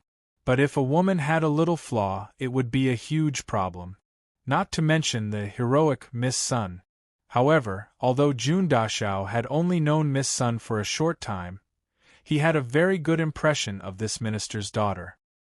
His eyes revealed a sincere look of admiration, because this woman in front of him, other than her slightly inferior appearance and figure, was perfect in every aspect. This was in accordance with the saying, women are not inferior to men. Whether it was her temperament or her way of doing things, she was straightforward and efficient. Compared to most men, she was much better. If not for the fact that she was born a woman, this woman would certainly be a heroic figure. If one were to say that they weren't a match, then only Fatty couldn't match up to Miss Sunday. If Fatty let go, he would definitely be walking away with a treasure. However, this congenital defect had undoubtedly doomed her to a tragedy. After all, most men only looked at women based on their appearance. A woman's inner beauty, no matter how outstanding she was meaningless to most men. To put it bluntly, although Jun Dashao admired her at this moment, it was only because he was an outsider. If Minister Sun had said to Jun Dashao, since you think so highly of my daughter, then this old man will marry her to you, he would guarantee that Jun Dashao would immediately flee and wouldn't dare to see Minister Sun's little daughter for the rest of his life. Such a treasure would be fine. Brother Mo Xie, although Sister Sun's appearance isn't outstanding, she is kind, beautiful, intelligent, and extremely intelligent. She is one of our close friends, and Sister Sun is the most outstanding one. Sister Sun's personality is the most forthright and generous. She never takes trivial matters to heart. We all like her very much. Dugu Xiaoi said with a smile as she stroked little White, who was in her arms. Very good. Jun Moxie praised sincerely. This wasn't just for show. Jun Dashao understood the little lass's personality very well. She was naive and pure. If you treated her well from the bottom of your heart, she would definitely be able to tell. The evaluation from her mouth wouldn't contain any false or falsehood. It could be said that her evaluation was quite objective and true. With the background of this era, it could be said that there were very few women who could be so forthright and generous. They didn't care about trivial matters. Although Miss Sun's innate physique was somewhat flawed, it was already commendable. Sun Xiaomei smiled slightly and sat down. She picked up the teapot and poured a cup of tea for Jun Moxie. She raised her thick eyebrows and looked at Jun Moxie. She said, Jun Sunshao, although today is the first time we meet, I feel that the third young master doesn't match up to the rumors. Really? Jun Moxie picked up the teacup and chuckled. He said, What's wrong with it? Sun Xiaomei didn't reply immediately. Instead, she smiled in a free and easy manner. It was a smile full of masculinity and heroism. It blossomed on her rough face. There was a kind of indescribable harmony in it. To tell you the truth, I didn't come here today for Tang Yuan. Sun Xiaomei smiled.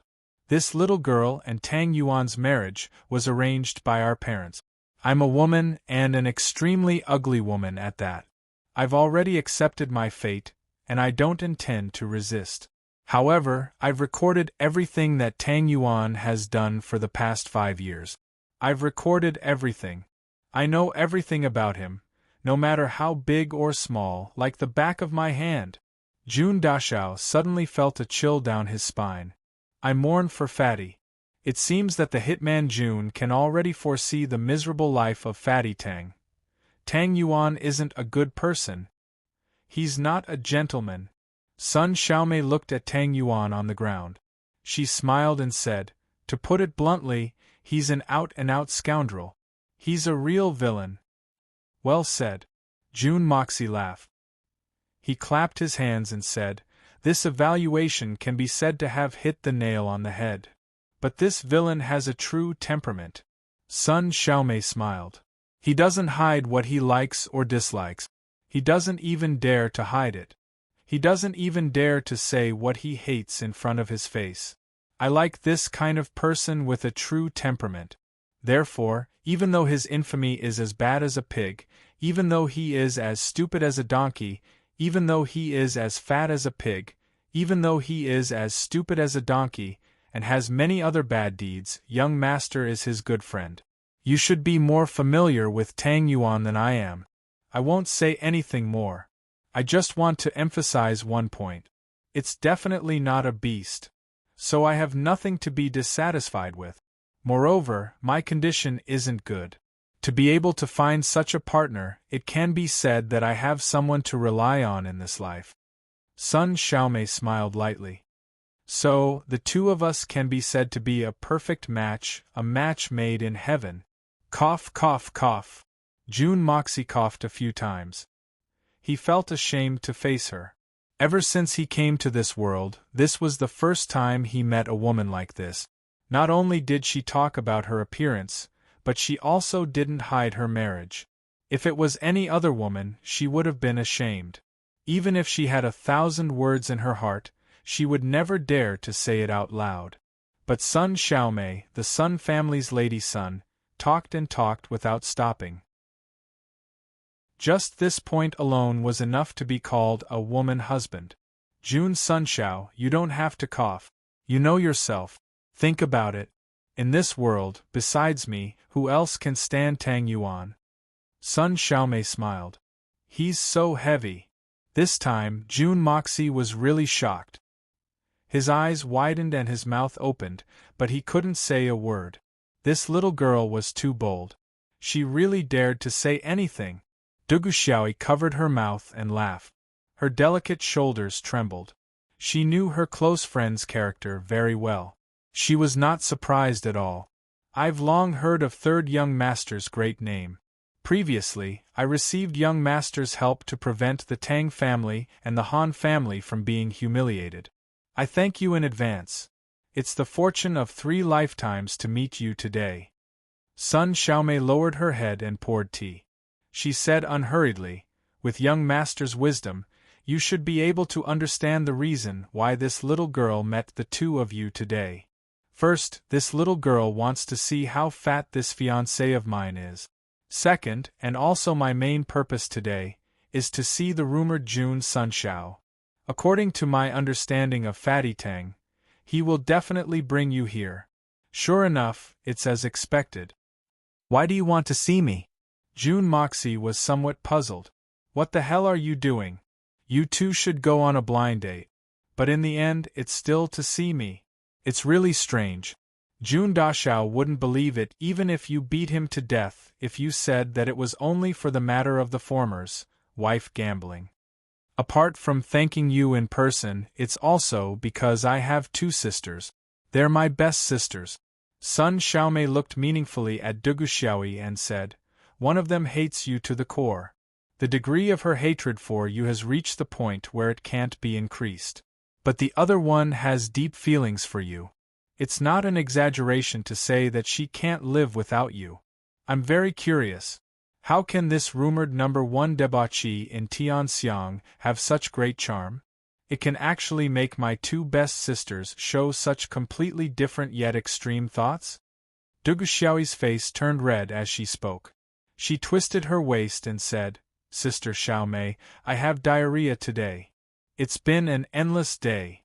I don't have the slightest bit of strength in my body. Even my eye circles have sunken in. It's very sad that I'm in this state at such a crucial time of the month. No matter what, this diarrhea has completely messed up my explosive plan. I want to cry but have no tears now. I can only use my greatest willpower to ensure that I keep updating. If I fall down at such a time and stop updating, that would be my biggest failure. Chapter 239. Jun Emosia laughed heartily and crossed his legs. Swinging them a couple of times, he said, I wonder who is that sister of yours who is so devoted to this young master? Haha, there are many people in Tianxiang City who hate me. Not to mention one, I'm afraid I can find 8 or 10 of them. But, it's the first time I've heard of someone who is so devoted to me. This young master is quite interested to know who has such good eyesight. As soon as he said this, Dugu Xiaoyi immediately became nervous.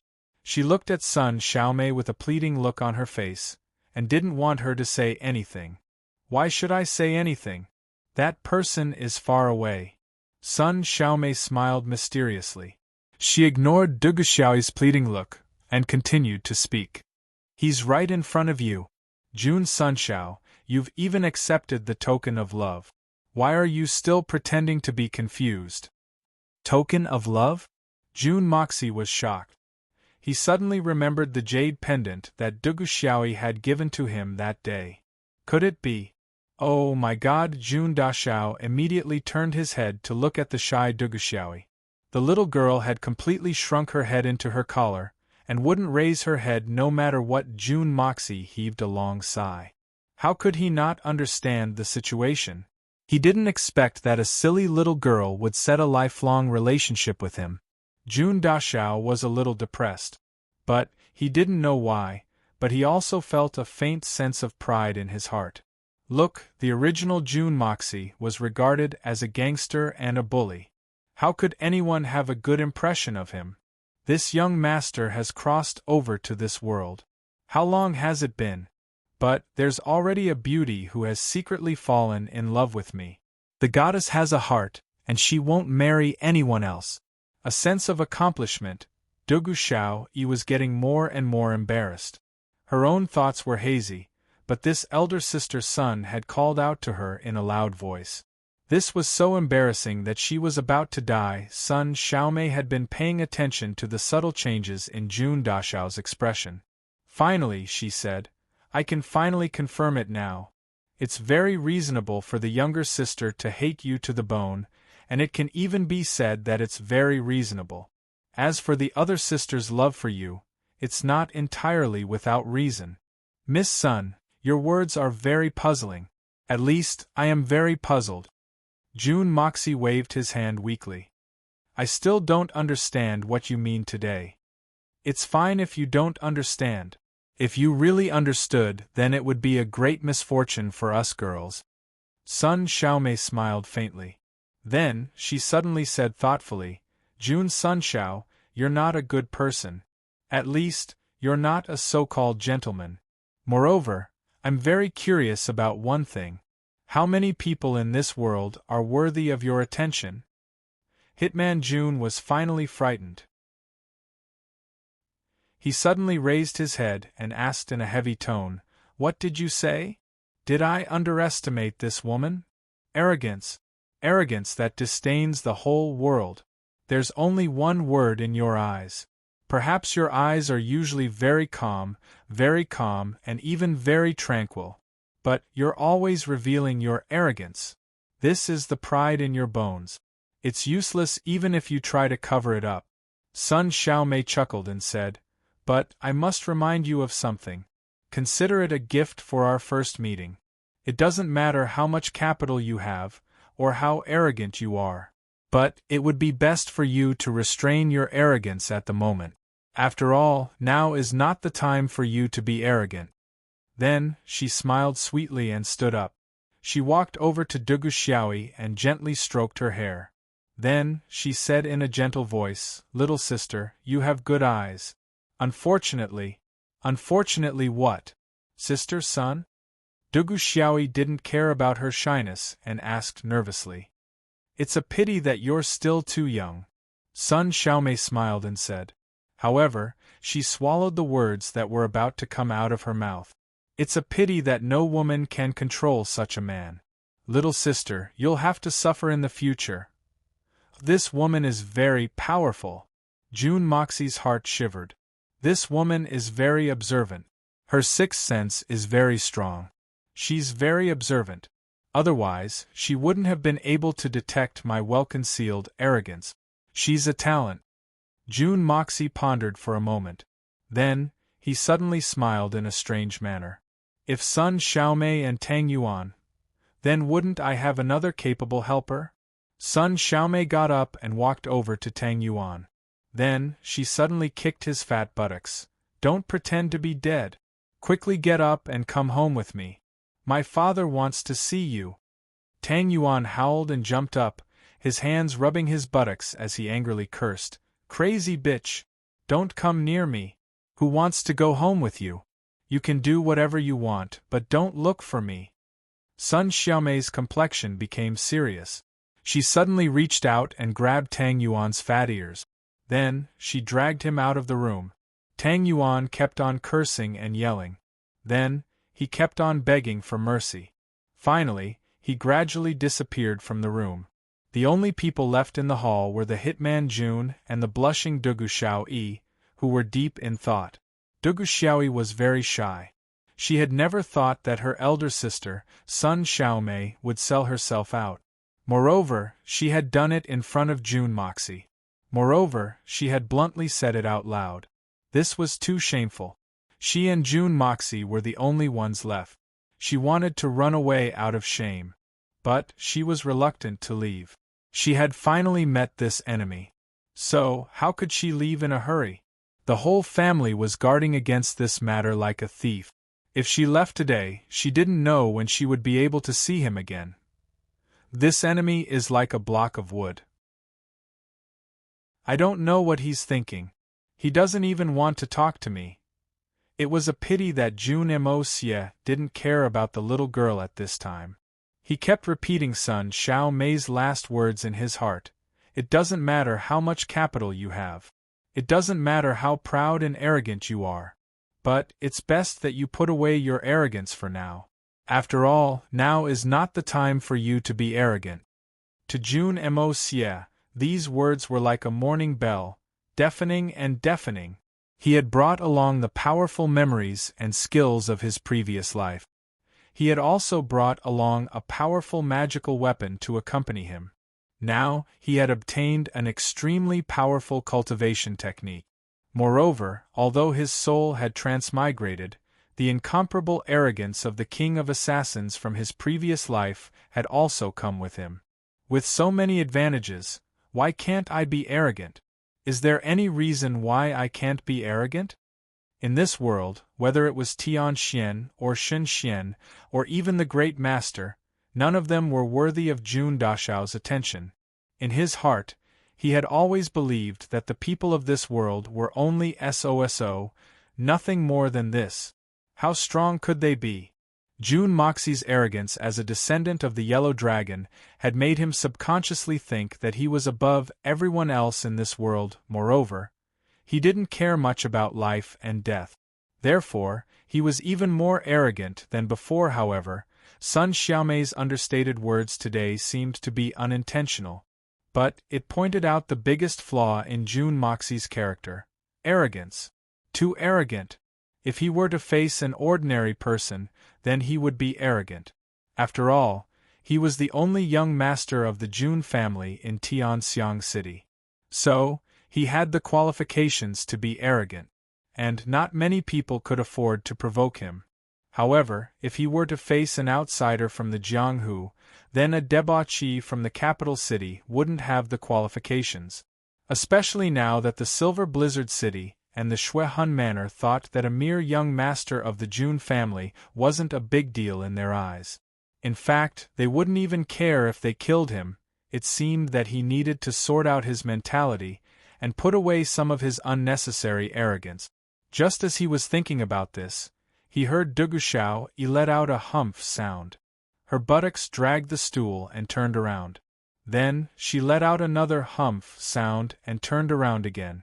Then, she turned around a few times, and her pretty face became more and more gloomy.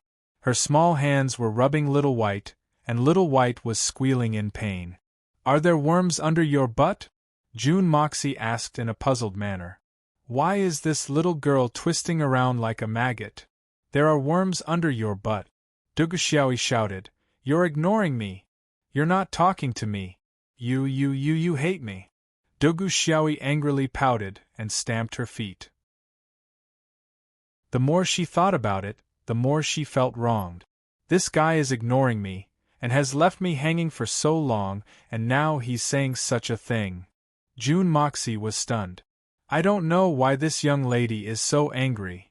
June Moxie was at his wits' end in the face of such girlish sentiments. He couldn't help but become impatient and said, What's wrong with you? If you don't talk, then I'll leave. You. Duguxiaoyi felt bitter for a long time. She bit her lip and restrained her temper. Then, she whispered, You've caused me so much trouble, and now you want to leave? Trouble? June Moxie opened his eyes wide. What trouble did I cause you? He thought, if you're talking about trouble, then you're the one causing me trouble, right? Why are you inverting right and wrong? Look at Little White. It's been turning my house upside down these past few days. Duguxiaoyi bit her lips, a level 8 iron-winged panther cub. This is something that has never been seen since ancient times. But it has appeared in my house. Isn't this a huge problem? The people of the capital have gone to see it these past few days, and they've clicked their tongues in wonder. My father and I wanted to beat someone up. This was indeed a problem. But June Moxie didn't have any way to deal with it. What did your father say? My father became anxious and said, How do I know what's going on? You're asking me, but who am I supposed to ask? I'm also puzzled. How about I give each of you a knife, and you go to the underworld to look for its parents and ask them? Duguxiaoyi imitated Duguwudi's words to perfection. She couldn't help but laugh as she spoke. June Moxie didn't know whether to laugh or cry. I'll give you a knife, and I'll send you to hell to see the scenery. Then I'll come back, okay? I don't understand how that Duguwudi could think of such a thing. And he even said it so confidently. Genius! I've finally completed it. I'll say the same thing again. I'll do my best, and I'll have no regrets about victory or defeat. As a writer, writing is my duty. I've done my part, and that's good enough. I've written at least 2 chapters this month. So far, I've written no less than 10 chapters. I've also written more than 70 chapters. I've written 230,000 characters by the end of this month. I'm very satisfied with this number. Many of my brothers have a monthly ticket in their hands. Perhaps they're waiting for me to erupt. I'm afraid that I won't be able to erupt at the end of the month. I can only say that I've done my best. I ask for everyone's forgiveness. Thank you. Chapter 240. Your father is a genius. His idea is very creative. June Moxie exclaimed in admiration. However, he was secretly cursing in his heart. Even if someone is willing to die for a righteous cause, and find Little White's parents in the Yellow Springs, I reckon that they won't be able to get an answer from them. After all, the little thing's current situation had already surpassed the scope of the iron-winged leopard's history. Even the ancestor of the iron-winged leopard, or the strongest iron-winged leopard in history, wouldn't be able to explain the little thing's current situation. He then looked at the little girl in front of him. This little girl is also a first-class talent. Her temperament is very unique. She was angry with me a moment ago. In fact, her eyes seemed to be misty. But she started to smile as soon as she thought of something fun. In fact, she didn't even have to turn her tears into a smile. She's very adorable. I also thought so. Those people who wanted to take advantage of me ran away faster than anything else when my father said that. Everyone wants to take advantage of me. But no one is interested in taking advantage of me if I can't even exchange my life for it, ha ha. Duguxiaoyi smiled proudly. I thought that I would have to spend a lot of effort to fabricate a flawless lie for you.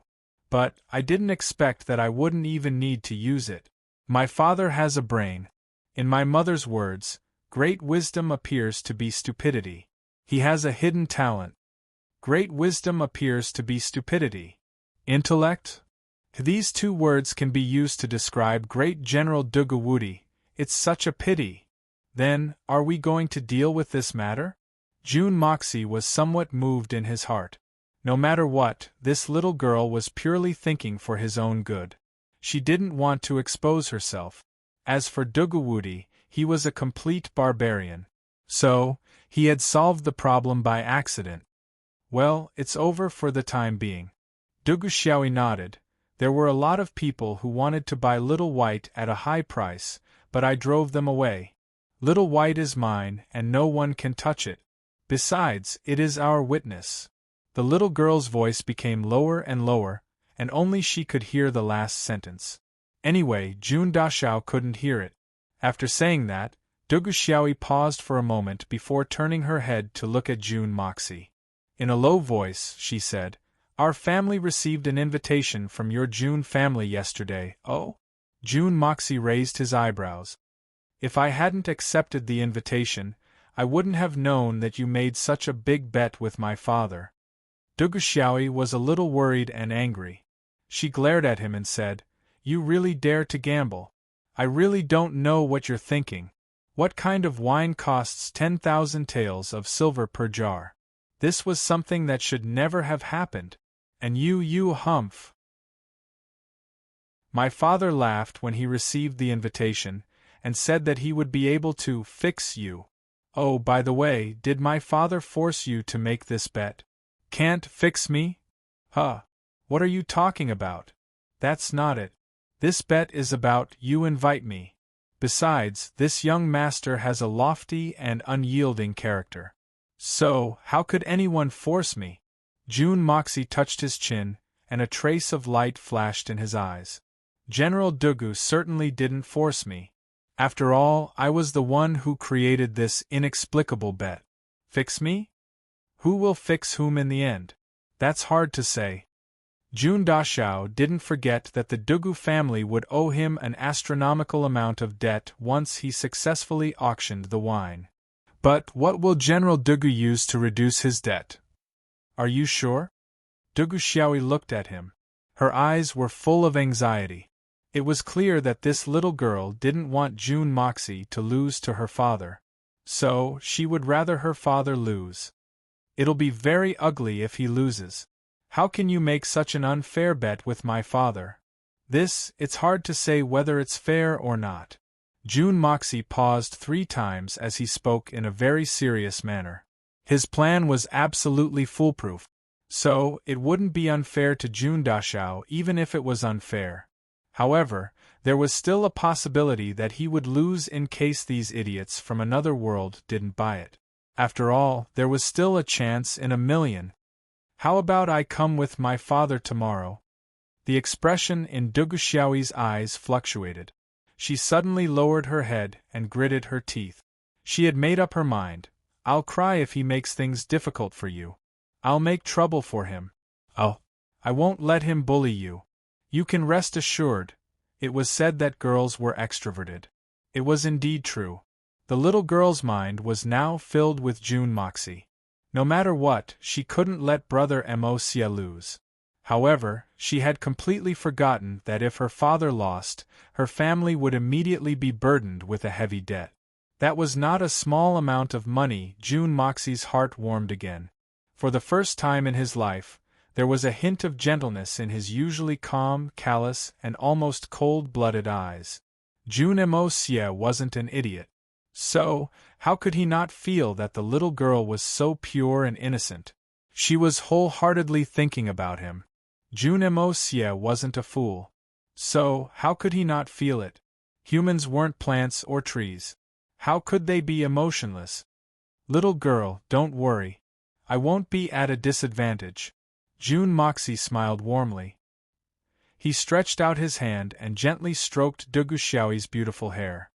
He withdrew his hand as if he had been electrocuted. Subconsciously, he still felt that being intimate with a woman was not in line with his identity as an assassin. He had lived 2 lives, but this was the first time he had such a subtle feeling. Although his identity in this life wasn't an assassin, June Moxie blushed and smiled. He stood up and said softly, "I'm leaving." Duguxiaoi lowered her head. Her heart was thumping wildly. This was the first time that he had touched her on his own. Although it was only a small strand of hair, Duguxiaoi still felt that her whole body was a little weak. Her face was also a little hot. "I'm already like this. Why are you like this now? What do you want me to do for you to be like this? You're really a blockhead." However, she vaguely felt that there was something unusual about this meeting. This time, when she saw June Dashao again, this kid wasn't as slippery as before. He wasn't as pretentious and frivolous as before. On the contrary, he seemed to have a lot on his mind. His every move also seemed to be very steady. "Oh," Duguxiaoi responded softly.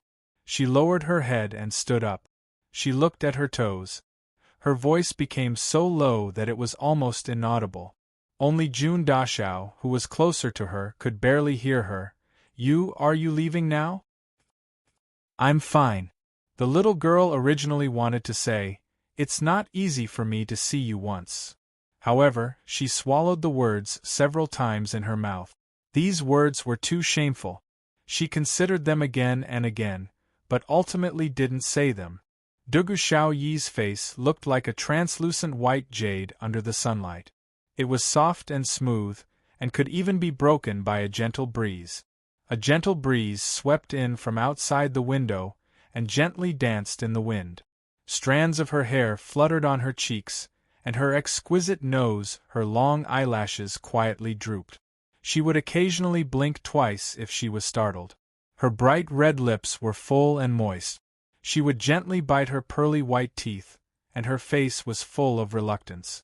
A young girl's feelings for love had just begun to open her heart. But, the more she tried to hide it, the more adorable she became. This astonishing beauty made June Moxie stare blankly. He had seen many famous stars in his previous life. What kind of beautiful women hadn't he seen? However, it was the first time in his life that he had seen such a pure beauty like this little lass. June Moxie couldn't help but feel an irrepressible sense of affection in his heart. For the first time, a thought sprouted in his mind. This little girl is so beautiful. I believe that she's not inferior to any other beautiful woman. For a moment, the hall was so quiet that even the sound of a pin dropping could be heard. Only the sound of the two people's breathing could be heard. It was a little too quiet. It seemed as if Duguxiaoi could feel June Moxie's burning gaze on her. Her pretty face became redder and redder. She couldn't help but draw circles on the ground with her toes. Her small hands stroked little White's smooth fur. Duguxiaoi felt as if she was floating in the clouds. She felt as if she and June Moxie were the only two people left in the world. They were facing each other. Little White sneezed after a long time. It woke the two people up and broke the silence. Duguxiaoi's face turned red. She slightly raised her head and shyly glanced at June Moxie. She then whispered, "Idiot, didn't you want to leave? Why haven't you left? Are you stupid?" June Moxie suddenly realized that he had lost his composure. In fact, he had even lost his mind.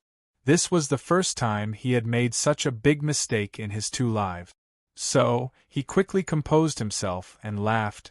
"I almost didn't want to leave after seeing such a beautiful little girl. I would have turned into a pervert if you hadn't woken me up." Duguxiaoi snorted. She slightly rolled her eyes at him and whispered, "You're such a pervert. Do you think I'm afraid of a pervert like you? Since you have things to do, then go and do them." She turned around. June Moxie could clearly see that Duguxiaoi's nape had turned red after she had finished speaking. "What's the big deal with those words? Why are you so shy?"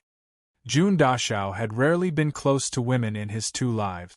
So, how could he know what was on his daughter's mind?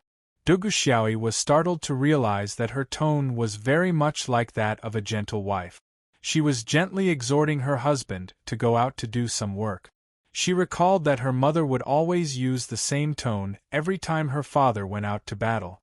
She couldn't help but feel ashamed in her heart.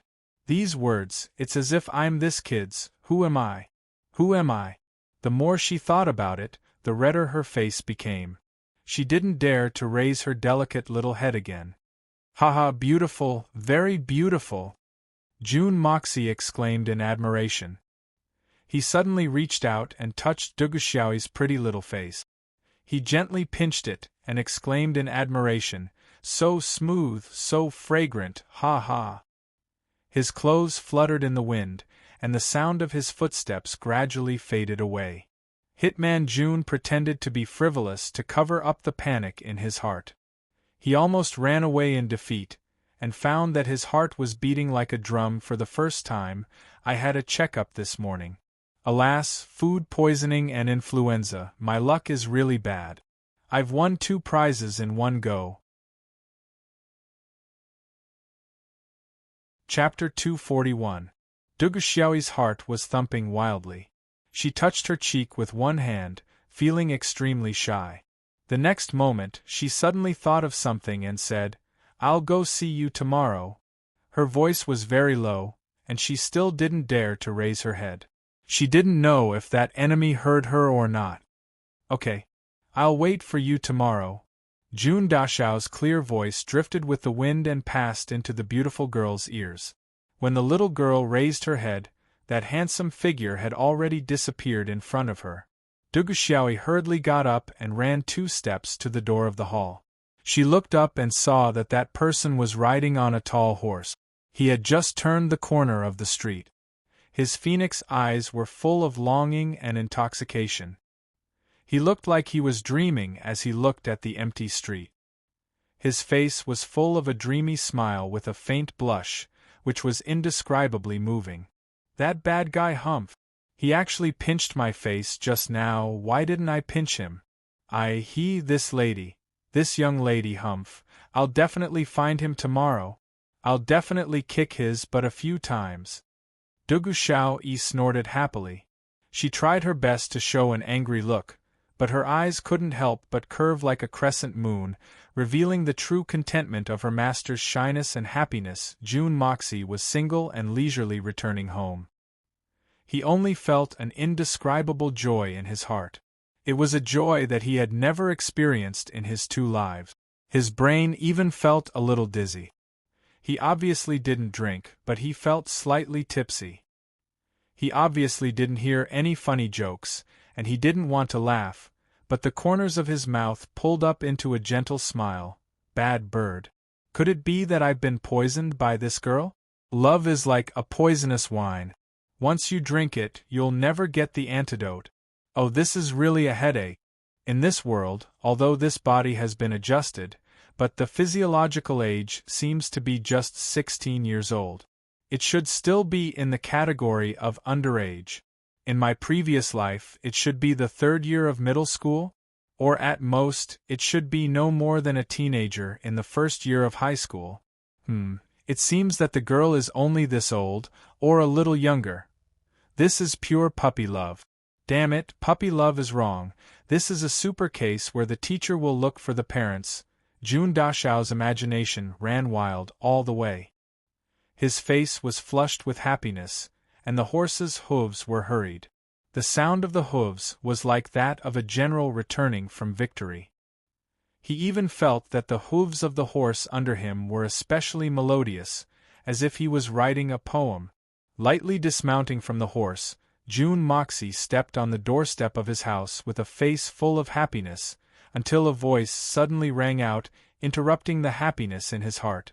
In his heart, it was almost the wedding night. "Everyone, please despise this guy. You can use recommendations, tips, monthly votes, 3,000 words to urge me to update, and so on. You don't have to give me face. Smash him to death." On one hand, he was thinking about puppy love, but on the other hand, he was thinking about the bridal chamber. "Damn it! Brat, you're finally back. I've comprehended a few new moves today. Come and take a look at this, Brat." The solitary eagle jumped out in an excited voice that sounded like he was presenting a treasure. After studying for a few days, he had finally comprehended a move. The solitary eagle was very excited.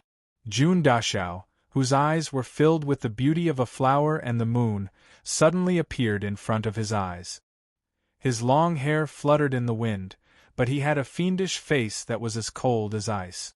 This contrast was really too big. Too big. Jun Dashao frowned and looked at the supreme eagle who had disturbed his daydream unhappily. In his heart, he had an impulse to kick the supreme eagle. Although he really wanted to rush forward, he forcibly restrained himself.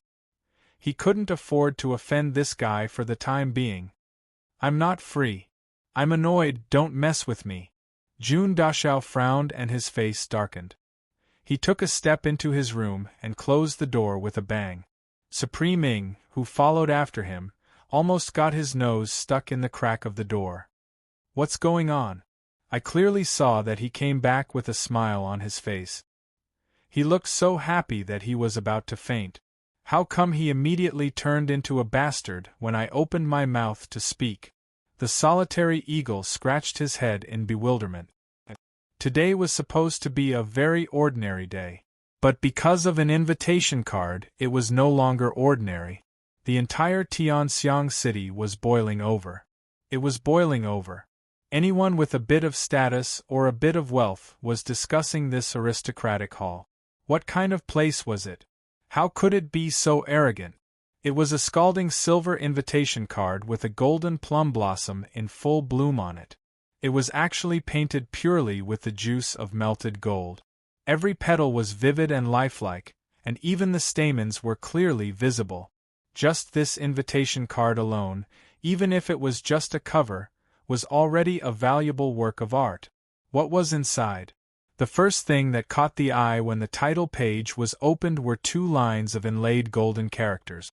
The first couplet read, "If you are destitute, please take another path." The second couplet read, "If you are worth millions, do not enter this door." The next page was a group of inlaid golden characters. It was truly a majestic sight. Great scholars talk and laugh. No commoners come and go. The refined men of the world are the best of the best. How can their basic necessities be mediocre? Playing the zither, reading the golden scriptures, listening to the celestial music, obtaining elegance. Tasting the heavenly tea, drinking the golden wine, one's life is not in vain. On the last page there were only 8 big words. They were written in cursive script. What more could one ask for in life? The invitation clearly stated that anyone who wished to enter this door must be worth at least millions.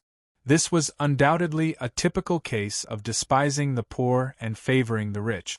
Even the name was Aristocratic Hall. It was a name full of discrimination. But this vulgar and nouveau riche invitation card had the seals of 3 families on it. The Jun family's Jun Wui 3rd Master Jun's personal seal. The Tang family's seal. The most surprising thing was that there was also the seal of the Tianxiang Empire's only prince. Just these 3 seals alone could be said to be able to suppress people to the point that they couldn't breathe. Who would dare not go? Even the Murong family and the Dugu family couldn't afford to provoke these 3 monstrous families if they were to join forces. The Tianxiang city's aristocratic circles were abuzz with discussions about this matter. It had only been a day, but it had already stirred up a storm of public opinion. In the beginning, everyone was quite critical. They thought that the aristocratic hall was being a little too reckless. They thought that they despised the poor and coveted the rich. However, the public opinion had completely flipped in the end. Some of the people who had received the invitation were sighing. But their faces were filled with pride. Because many people were indignant. But why didn't I receive an invitation? My net worth is more than millions. This invitation clearly states that they want to capture all the rich and nobles of Tianxiang City in one fell swoop. But why isn't my name on it? Am I a head shorter than everyone else? Isn't this looking down on me? What kind of logic is this?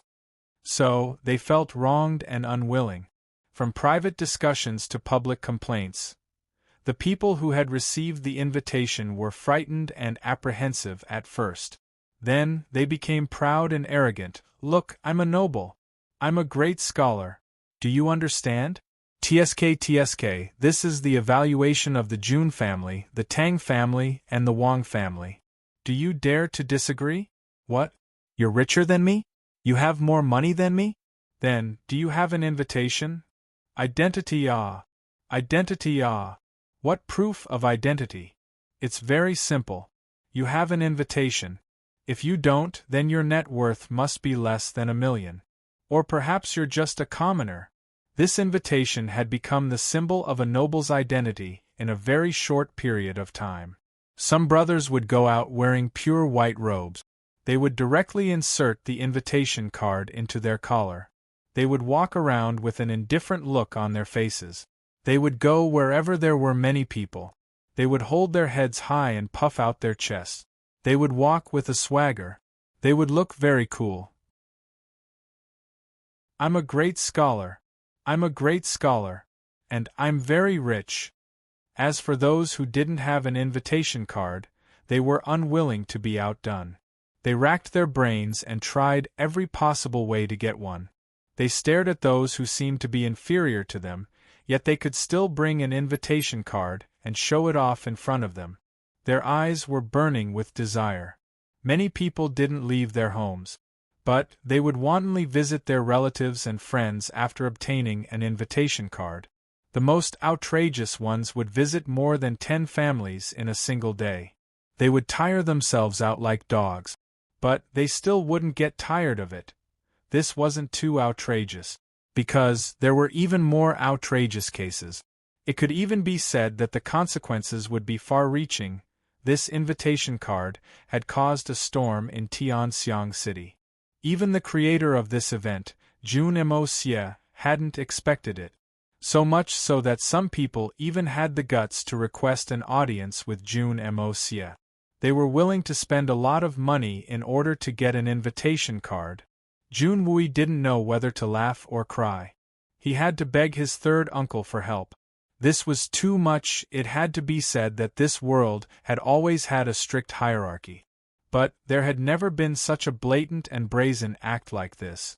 The aristocratic hall had been created. Who didn't want to be famous in this world? Now that there was such a great opportunity to be above others, who wouldn't scramble like a flock of ducks? It was like two women in modern society. Even if they both wore the same gold ring, they would still intentionally or unintentionally compare which one was bigger and which one was smaller.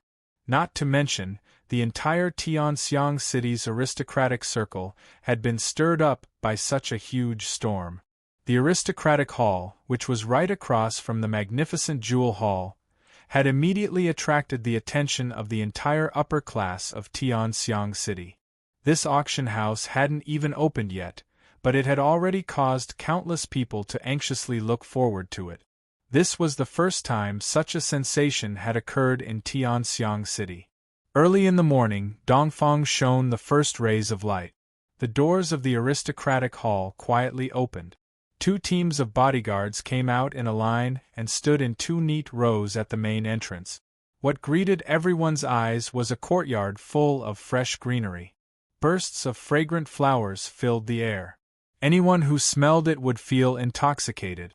Looking further inside, it was even more refreshing. Even the most picky person would be intoxicated by it, and would be unable to extricate themselves from it. Even in such a late autumn season, the courtyard was filled with flowers and plants.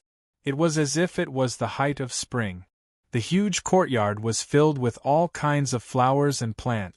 Only a very elegant path was left in the middle of the courtyard. It seemed to be somewhat curved, and under the shade of the flowering trees on both sides, it seemed to have a transcendent feel to it.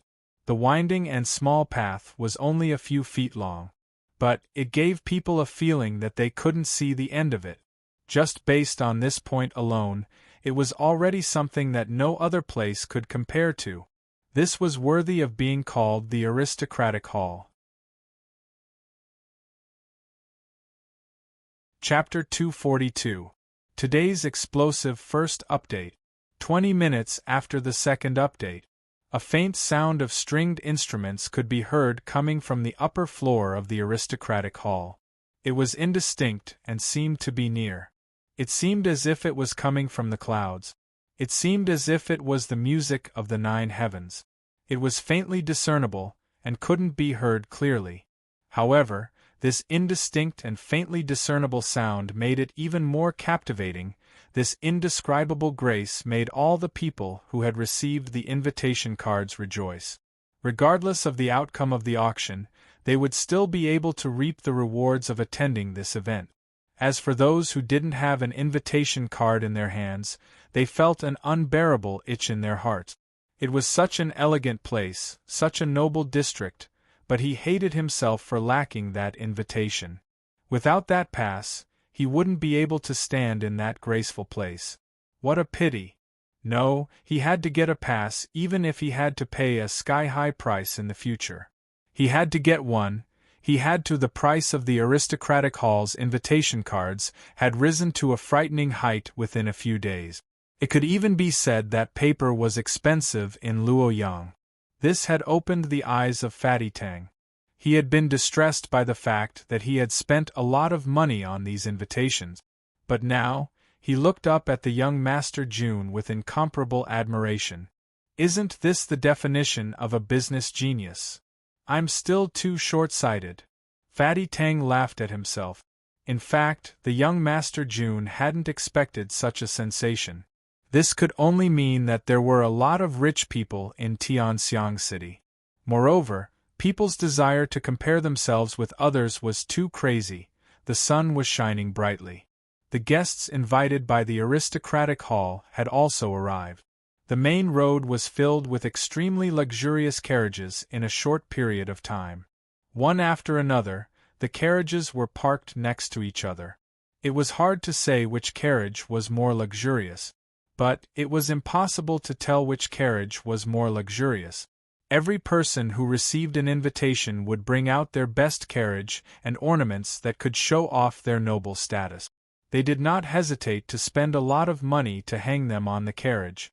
The rich and powerful had gathered as far as the eye could see. Fatty's analogy was the most appropriate. Are these people still human? They are like a moving mountain of gold. Even a piece of meat from each of them would be enough for an ordinary person to live for several lifetimes. 2 cultured and elegant young men in white and 2 pure and beautiful young girls in white stood at the door, acting as the welcoming public relations.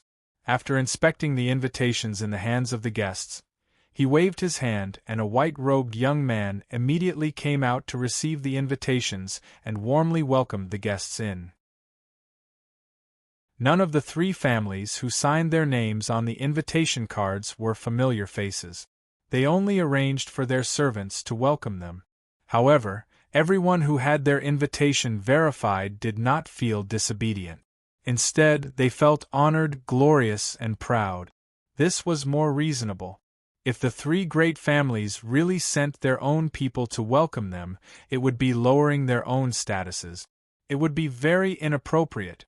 Almost every guest had their heads held high and their chests puffed out, looking calm and unruffled. Regardless of whether they really had such a mentality or were just trying their best to look like that, they all walked with their feet splayed out and glanced at the crowd outside, who were so anxious that their veins were popping out because they didn't have invitations. They accepted the arrangement in a reserved manner, walked in elegantly, and disappeared among the lush flowers and trees. Everyone who had received an invitation card came without exception. They came in an endless stream, but everyone had their own status. When there were a lot of people, these people who usually refused to submit to anyone would instead give way to each other to show their magnanimity. They were nobles, so shouldn't they have some noble demeanor? Not to mention anything else, if they weren't magnanimous and modest, how could they be worthy of the title of great scholar? In the palace, someone was laughing loudly. In this world, there was only one person who could laugh so unbridledly in the palace. Even the concubines in the harem, or even the empress, who was the mother of the world, would have to pay attention to etiquette and not laugh so heartily. Even the most favored princes and princesses would have to pay attention to etiquette and not be disrespectful in front of others. In this way, it went without saying who this unbridled laughing person was. The emperor of the Tian-Xiang Empire held a white chess piece in his hand, as he muttered to himself. Then, he laughed loudly and said, "This is a wonderful move, and the method is also extraordinarily ingenious. I don't know who came up with such a wonderful idea. I didn't think that there would be someone in my Tian-Xiang who would be able to create clouds and rain with a flip of his hand.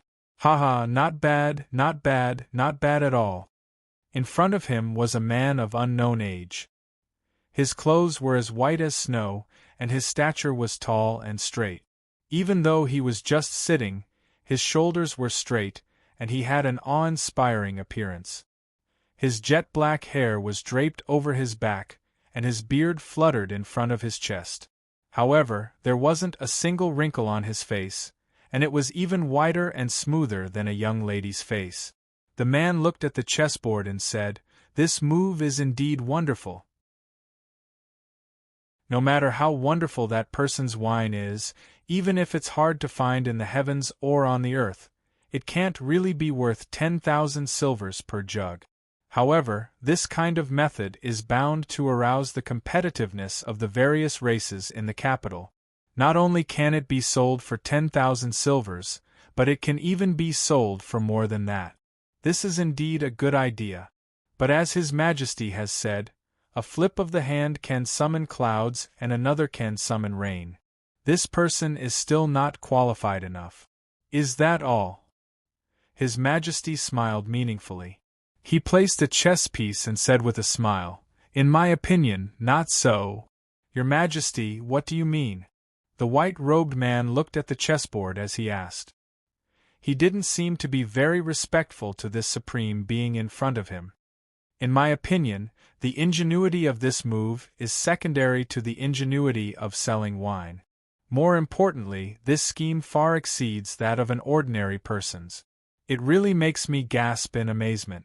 The emperor gently stroked his beard and said solemnly, "This plan seems simple. Almost anyone can do it as long as they can think of it. But if you think about it carefully, that's not the case. I'd like to hear the details." The white-robed man was interested as well. He raised his eyebrows and looked like he wanted to know more. "If you want to come up with this plan, you must first understand people's hearts and understand their weaknesses. This is especially true for the psychology of the rich and powerful. You must study them thoroughly and not miss out on any detail. Everyone in the world loves fame. Whether it's a master, a poor scholar, or even a scoundrel or a beggar, all of them are like this. As long as one can grasp this point, one will be able to grasp the weakness of people's hearts. No matter who it is, they can do whatever they want in the court and not fall. However, for this plan, this is only a foundation, a prelude." The emperor's eyes showed a trace of worry, but also a trace of admiration. This person must be a master who understands people's hearts and understands human nature. The emperor made his first conclusion. Secondly, as long as these people go in today, they will not come out empty-handed. And the only auction item inside was wine. Therefore, no matter how trashy the wine was, no matter how unpalatable it was, no one who went in would come out empty-handed. Plus, they will auction it at a high price. No one will buy it at a low price. No one will care about a few thousand taels of silver. They care more about their reputation. The emperor's lips curled into a mocking smile, because there are too many people outside who didn't receive an invitation. They are waiting to be amazed or ridiculed.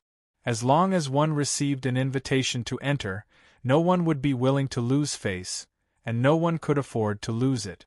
So, this person came up with this plan.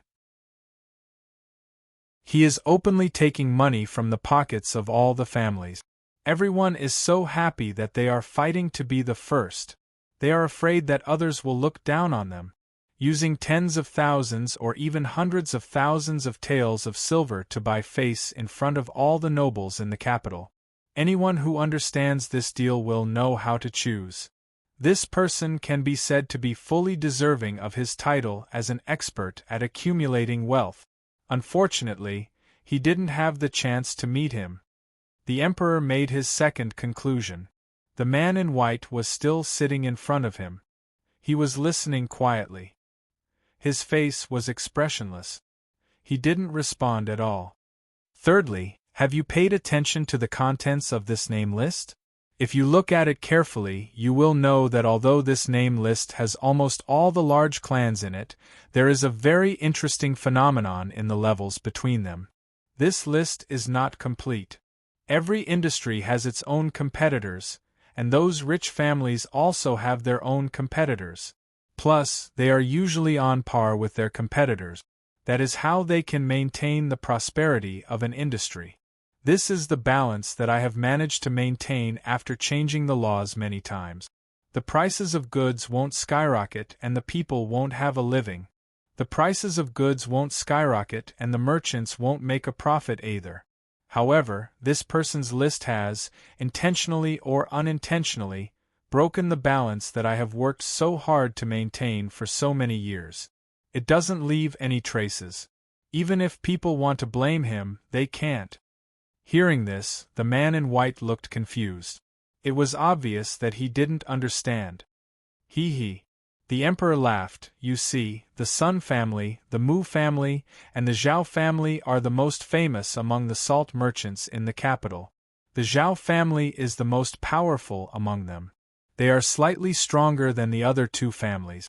The Sun family and the Mu family are admittedly weaker. However, they often join forces to resist the strongest Zhao family. Therefore, the three families are able to maintain a balance. However, this list only invites the Zhao family. The other two families aren't invited. In fact, everyone knows that the other two families are also worth hundreds of millions. So, why didn't they receive an invitation? However, no one can blame the person in charge of the aristocratic hall. That's because he invited the most representative of the salt merchants, the Zhao family. As for the other industries that are profitable, they basically use the same method. They only invite the most powerful and representative of the three families. The anxiety in the emperor's eyes deepened. Moreover, they add fuel to the fire with such powerful propaganda. I'm afraid that the conflicts between these families will quickly intensify in a very short time. Those who receive an invitation will become more and more arrogant. Those who don't receive an invitation will become angry. They will feel that they are being pushed aside. They will feel that they are inferior. So, the chaos will begin. Chapter 243. This man's scheme is admittedly for the sake of wealth. But the amount of wealth he's plotting is enormous. It's a soul-stirring astronomical figure. So it can't be taken lightly. Other than that, with all the great clans gathered together, something will definitely happen. I believe that even if nothing happens, this person will still deliberately create trouble. Only by making the situation chaotic will it be easier for him to reap benefits from the chaos. And he'll be able to take advantage of today's conflict in the future. And he'll be able to make decisions that will benefit him in the future. The emperor stood up and started to pace back and forth. He sighed after a long while and muttered, "It's a pity that such a talent could be of use to me. This man is formidable. But he still needs the support of the three big families in order to stir up such a huge storm. And it won't be easy for him to stir up the storm without the support of the Jun and Tang families. Moreover, he also has the help of the prince equivalent," the white-robed man consoled. "You've just mentioned the crucial point. And this is what I'm worried about." This man was able to persuade the three families to help him. So, it's obvious that he has a good relationship with them. And that relationship is certainly not shallow.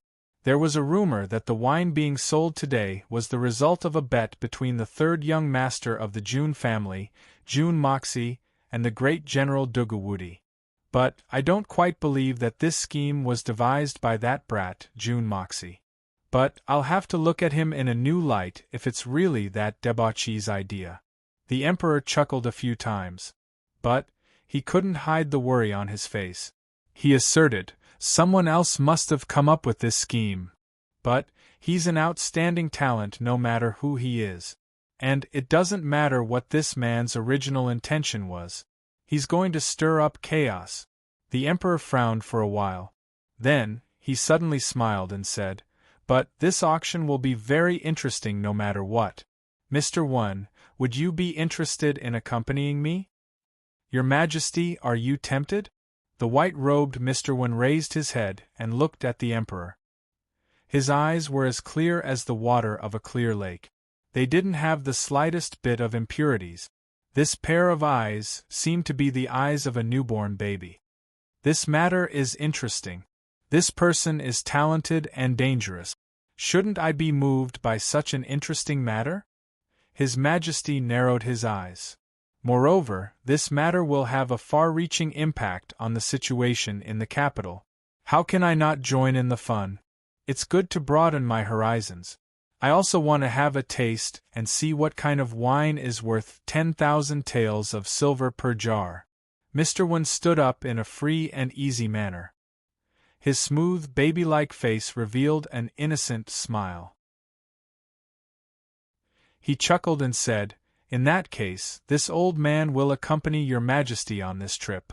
With teacher by my side, it's absolutely foolproof. The Emperor laughed. As they spoke, they walked out. However, we still need to find someone to bring us there. We don't have an invitation, hee. It is reported that the 3 princes and Her Royal Highness Princess Raimu have been invited. Your Majesty wants to go with the princess? Mr. One blinked his eyes. The two of them smiled in tacit understanding. At the same time, I'll take a look at how my 3 sons fight openly and covertly. This journey should be very interesting. No matter what, something has to happen, right? The Emperor smiled deeply. Wrinkles appeared on his face as he smiled. Then, he asked, Brother Zhu hasn't eaten anything for the past few days? Is he feeling better? Mr. One walked shoulder to shoulder with the Emperor. He didn't shy away from being a step behind. Then, he smiled and said, it's time to change his bad habit. But that grandson of Tang Wanli is too incompetent. He was scared to the point of wetting his pants. And little Zhu's timing was just too coincidental. He deserved to be clean for half of his life. But he was pulled on his mouth. He addressed Zhu as little Zhu. It seemed that his status was at least 1 generation higher than Zhu and the others. But he looked much younger than Duguwudi. In fact, he was at most the same age as Junwui. This was very strange. Ha ha! His Majesty laughed.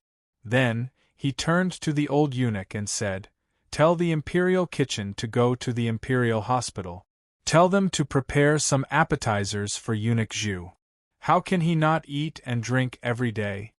The old eunuch respectfully complied. He was the Emperor's personal attendant. He had accompanied the Emperor for 30 years. So, he understood the meaning behind these words. First, Zhu's matter needed to be conveyed by him. Second, His Majesty didn't want him to follow. So, he withdrew. His Majesty smiled as he watched the old eunuch withdraw. He then said, I haven't left the palace in disguise for a long time. I really miss those days. Your Majesty will personally take action. I'm sure that the mastermind who's plotting in secret won't be able to hide. Mr. One smiled elegantly and said, perhaps your Majesty will obtain a great talent because of this auction. This one congratulates your Majesty in advance. I hope so. His Majesty smiled faintly. But the expression in his eyes fluctuated. There was a faint trace of doubt in his eyes. He muttered a name, but didn't say it aloud. However, the shape of his mouth indicated that he was constantly muttering the name Junwui. A cold light flashed in his eyes. The sun gradually rose. The big families had finally arrived one after another. The Dugu family was the first to arrive. They were known as the most tyrannical and barbaric family in the capital. 8 tall horses had arrived. All of them were valiant and high-spirited. They were surrounding a light green palanquin. The Dugu family's lord, Dugu was leading the heroes and legends rushing forward. His 7 nephews had arrived in unison. They looked like 8 majestic bears who had smelled the fragrance of honey in high spirits. The large group of people arrived in front of the door and stopped in unison. The light green door of the palanquin opened, and a graceful, slim, and pretty figure gracefully walked out. Her eyebrows were like distant mountains, and her eyes were like spring water. Her almond-shaped eyes and rosy cheeks were like a painting. She had the charm of 100 beauties. Her charm revealed the purity and beauty of a young girl in the prime of her youth. This person was one of Tianxiang City's 2 peerless beauties, Dugu Xiaoi. Jun Moxie's eyes would have been wide open if he were here. This graceful, gentle, and stunning beauty, is this the violent little girl who screams about killing people every day? This transformation was too big. It was a super transformation. The arrival of the Dugu family had finally attracted the attention of a very important person from the Jun family. Jun Wu-yi was sitting upright in his wheelchair at the end of the flower-filled path. He was dressed in a plain green robe. His chiseled face had a faint smile on it, which made him look very graceful. He was being pushed by a white-clothed youngster as he slowly made his way forward. "Brother Dugu." Jun Wu cupped his hands in greeting. His eyes revealed a trace of warmth. "You've arrived." "Third brother." Dugu Wudi jumped off his horse and strode forward. "The Jun family is leading the opening of this business. How can I not show my support? How can I trouble third brother to personally welcome me? I'll go in myself. We're not strangers. It doesn't matter. In the vast capital, only brother Dugu is worthy of me, Jun Wui, personally coming out to welcome you. Since brother Dugu has come, how can I neglect you?" Jun Wui smiled. His eyes were full of profound meaning as he stretched out his hand. "Brother Dugu, please." Dugu Wudi's expression changed as soon as he heard the words brother Dugu. His eyes flashed with ecstasy as he cupped his fists. "Third brother Jun, please." He stretched out his hand and pushed aside the white-clothed youth who was pushing the wheelchair behind Jun Wui. Then he laughed and said, "You go rest. I'll push my third brother inside." Jun Wui leaned back comfortably and allowed Dugu Wudi to push his wheelchair. Dugu Wudi pointed out the route they should take, and the atmosphere was very harmonious. Suddenly, the two of them felt a little touched in their hearts. Could it be that the years that had passed by have returned? Dugu Wudi laughed heartily. His heart was filled with joy. However, his tiger-like eyes were suddenly filled with tears. He pretended to lower his head and quietly wiped them away. His blood was boiling in his heart, and he couldn't help but cry out in his heart, "Brother Wu Hui, third brother. Little brother has forgiven me. He has called me brother Dugu again today. I'm so happy. I'm so happy." The two of them hadn't spoken a single word for the past 10 years. They hadn't mentioned anything that had happened in the past 10 years either. But the grudges and estrangement of the past 10 years had completely melted away in a single sentence. The two of them were happily chatting and laughing. But everyone could feel that there was a thick layer of sadness shrouding these two all-powerful generals. It was a bloody sadness. This was the tacit understanding between iron-blooded soldiers. If there was enmity between them, they would return it with a sword. If there was enmity between them, they would let it go with a smile. 10 years of vicissitudes had changed. But today, a smile had erased all enmity. It was only a change in the way they addressed each other. But the enmity between these two peerless generals had been dispelled. The 7 strong men of the Dugu family didn't utter a single word at this moment. In fact, they didn't have their usual fiery temperament. Instead, they were extremely quiet. Even their usual heavy breathing had been restrained. It was as if they were afraid to disturb these two brothers who had survived hundreds of battles. That was because they were carrying the glory of the entire military and the entire Tian-Xiang Empire on their shoulders. The little girl Duguxiao's eyes turned red. She couldn't help but sob in a low voice. The little girl was young. So, it was difficult for her to understand the special camaraderie between comrades in arms. But she was Duguwudi's only daughter. So, she understood what her father had been tangled up in his heart all these years. Duguwudi had been careless throughout his life. But he had never been careless about one thing. He had never been careless about it. Junwu Hui. Every year on Junwu Hui's birthday and death, Duguwudi would drink himself into a stupor.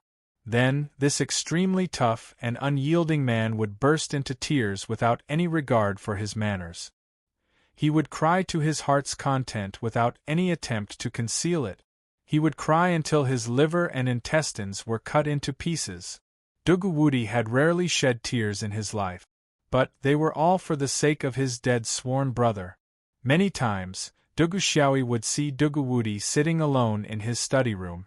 Duguwudi would sigh as he caressed the sword that Junwu Hui had given him, but today, Junwu Yi's words had completely unraveled the knot in Duguwudi's heart. How could Duguxiao not be happy? How could she not cry?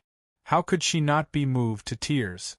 After the Dugu family, another big family arrived. The Song family. Then, the Tang family, the Li family, and the Meng family arrived one after another.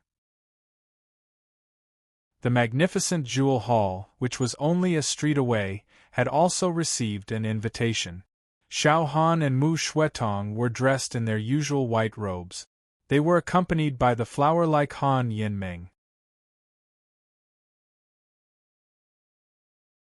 Chapter 244. Today's third chapter. It looks like I won't be able to write the fourth chapter. Consider it my first debt from writing this book. I owe a chapter in June, and I'll make up for it in July. There's no other way, I really can't hold on any longer. A tall bronze carriage came galloping in with an imposing manner. The four beasts pulling the carriage were all level 4 Xian beasts. A splendid golden chrysanthemum bloomed on top of the carriage, appearing incomparably tender and beautiful. 8 knights stood to the left and right of the carriage, their spirits high as they rode on their horses. The Murong family has arrived. On the surface, the Murong family cannot compare to the Li family in terms of size and influence, nor can they compare to the Jun family or the Dugu family. However, the Murong family is the oldest of the Tianxiang city's aristocratic families, and also the one with the strongest heritage. Furthermore, they have the most intricate relationship with the imperial family. No one can ignore the Murong family's influence. In addition, the Murong family is the only one among the aristocratic families that has an in-law relationship with the imperial family. No other aristocratic family has such an honor. The Li family can be said to be influential in the imperial court, and Li Yuran is such an outstanding talent that he has wholeheartedly pursued the Princess Raimu for 3 years, but the emperor has never expressed his opinion. The Jun family is a loyal family, and almost all the men in the family have sacrificed their lives for the country. Grandpa Jun did not hesitate to ask for the emperor's hand in marriage, but was politely rejected.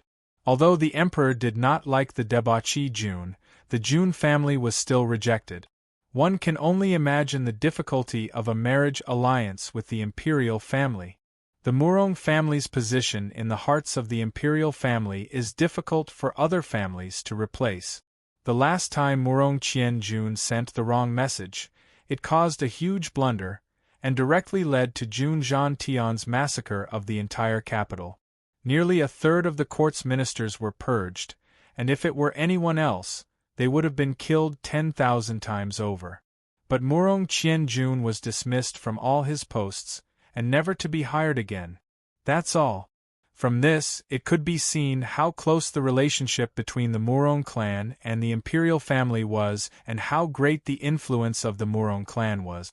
How could a clan like this be looked down upon by any organization? The carriage came to a stop with a loud rumble. The 8 knights jumped down at the same time and opened the carriage door. The leader of the group took a brocade stool from the back of his horse and placed it in front of the carriage door. He then held the carriage door with one hand and stood up straight. After a while, a handsome young man walked out of the carriage and stood solemnly. It was Murong Qianjun. Following that, a pair of delicate little feet stretched out, and a bright and beautiful girl in a light yellow dress leisurely walked down, her face full of arrogance. Then, with a cough, an old man shakily walked down with the help of 2 people. Everyone sucked in a breath of cold air. This was truly the aristocratic hall. The Murong clan, an old aristocratic family, had actually sent out their second-in-command. He was the younger brother of Murong Fengyun, Murong Fengyu.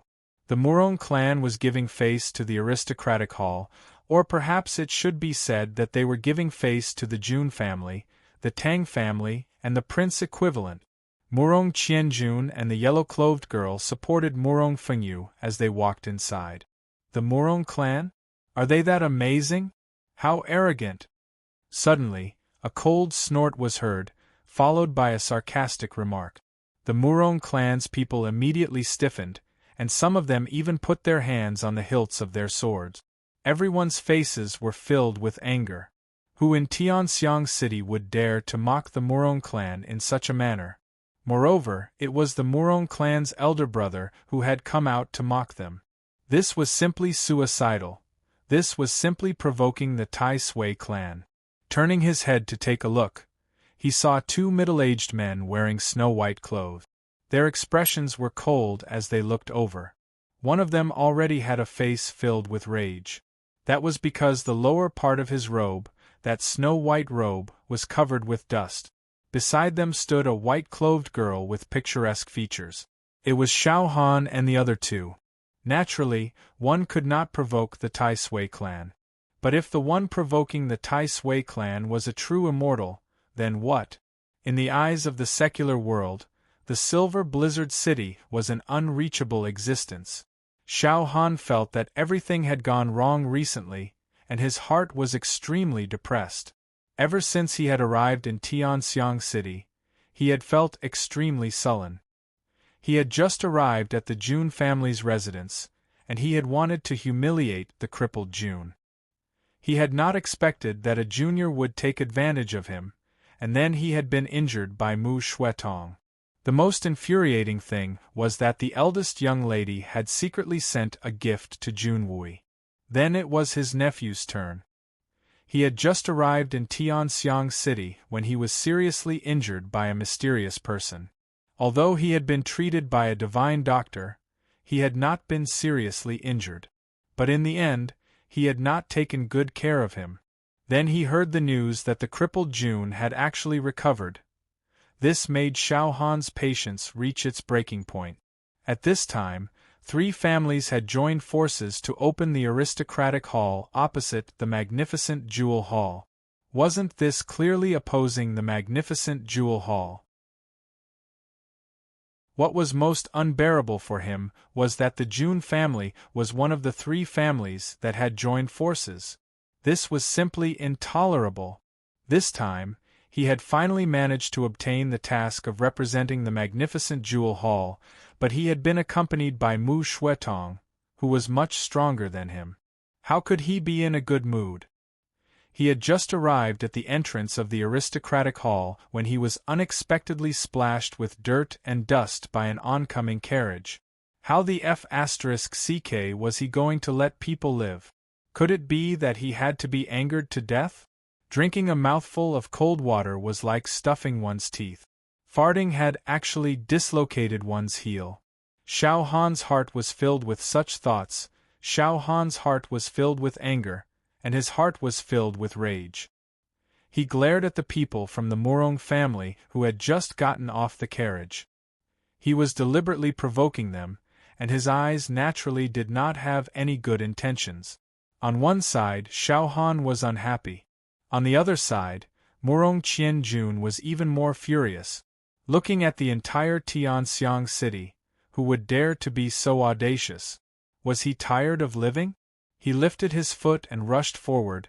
You're in mourning. Are you courting death? It could be said that everything had been going wrong for this kid recently. He had been courting Princess Raimu, but he had been beaten back to his original state by his own subordinate's erroneous message. Moreover, he had directly cut off all hope. His mood was very depressed, and of course, he urgently needed to find someone to vent his anger on. The old man beside him, Murong Feng Yu, coughed twice and pulled him back. Murong Feng Yu's movements were not fast, in fact, they were somewhat slow. However, Murong Qianjun's momentum of rushing out was stopped by his outstretched hand. Murong Feng Yu, on the other hand, was very experienced. He could tell that Xiao Han and the others had an extraordinary background. Moreover, they did not put the Murong family in their eyes at all. Moreover, they were all dressed in white and had come out of the magnificent jewel hall. Murong Feng Yu had already vaguely guessed the other party's origins. Little bastard! What did you say? Xiao Han's face instantly revealed a violent, murderous look. Xiao Han was born in the Silver City, and his white robes were the formal attire of the Silver City's juniors. There were no other colors. The most taboo thing was for someone to say that they were in mourning. And this kid had violated his biggest taboo. In fact, this was a taboo in the entire Silver City. So, how could he not be angry? Ahem, the younger generation has been rude. This old man apologizes to you.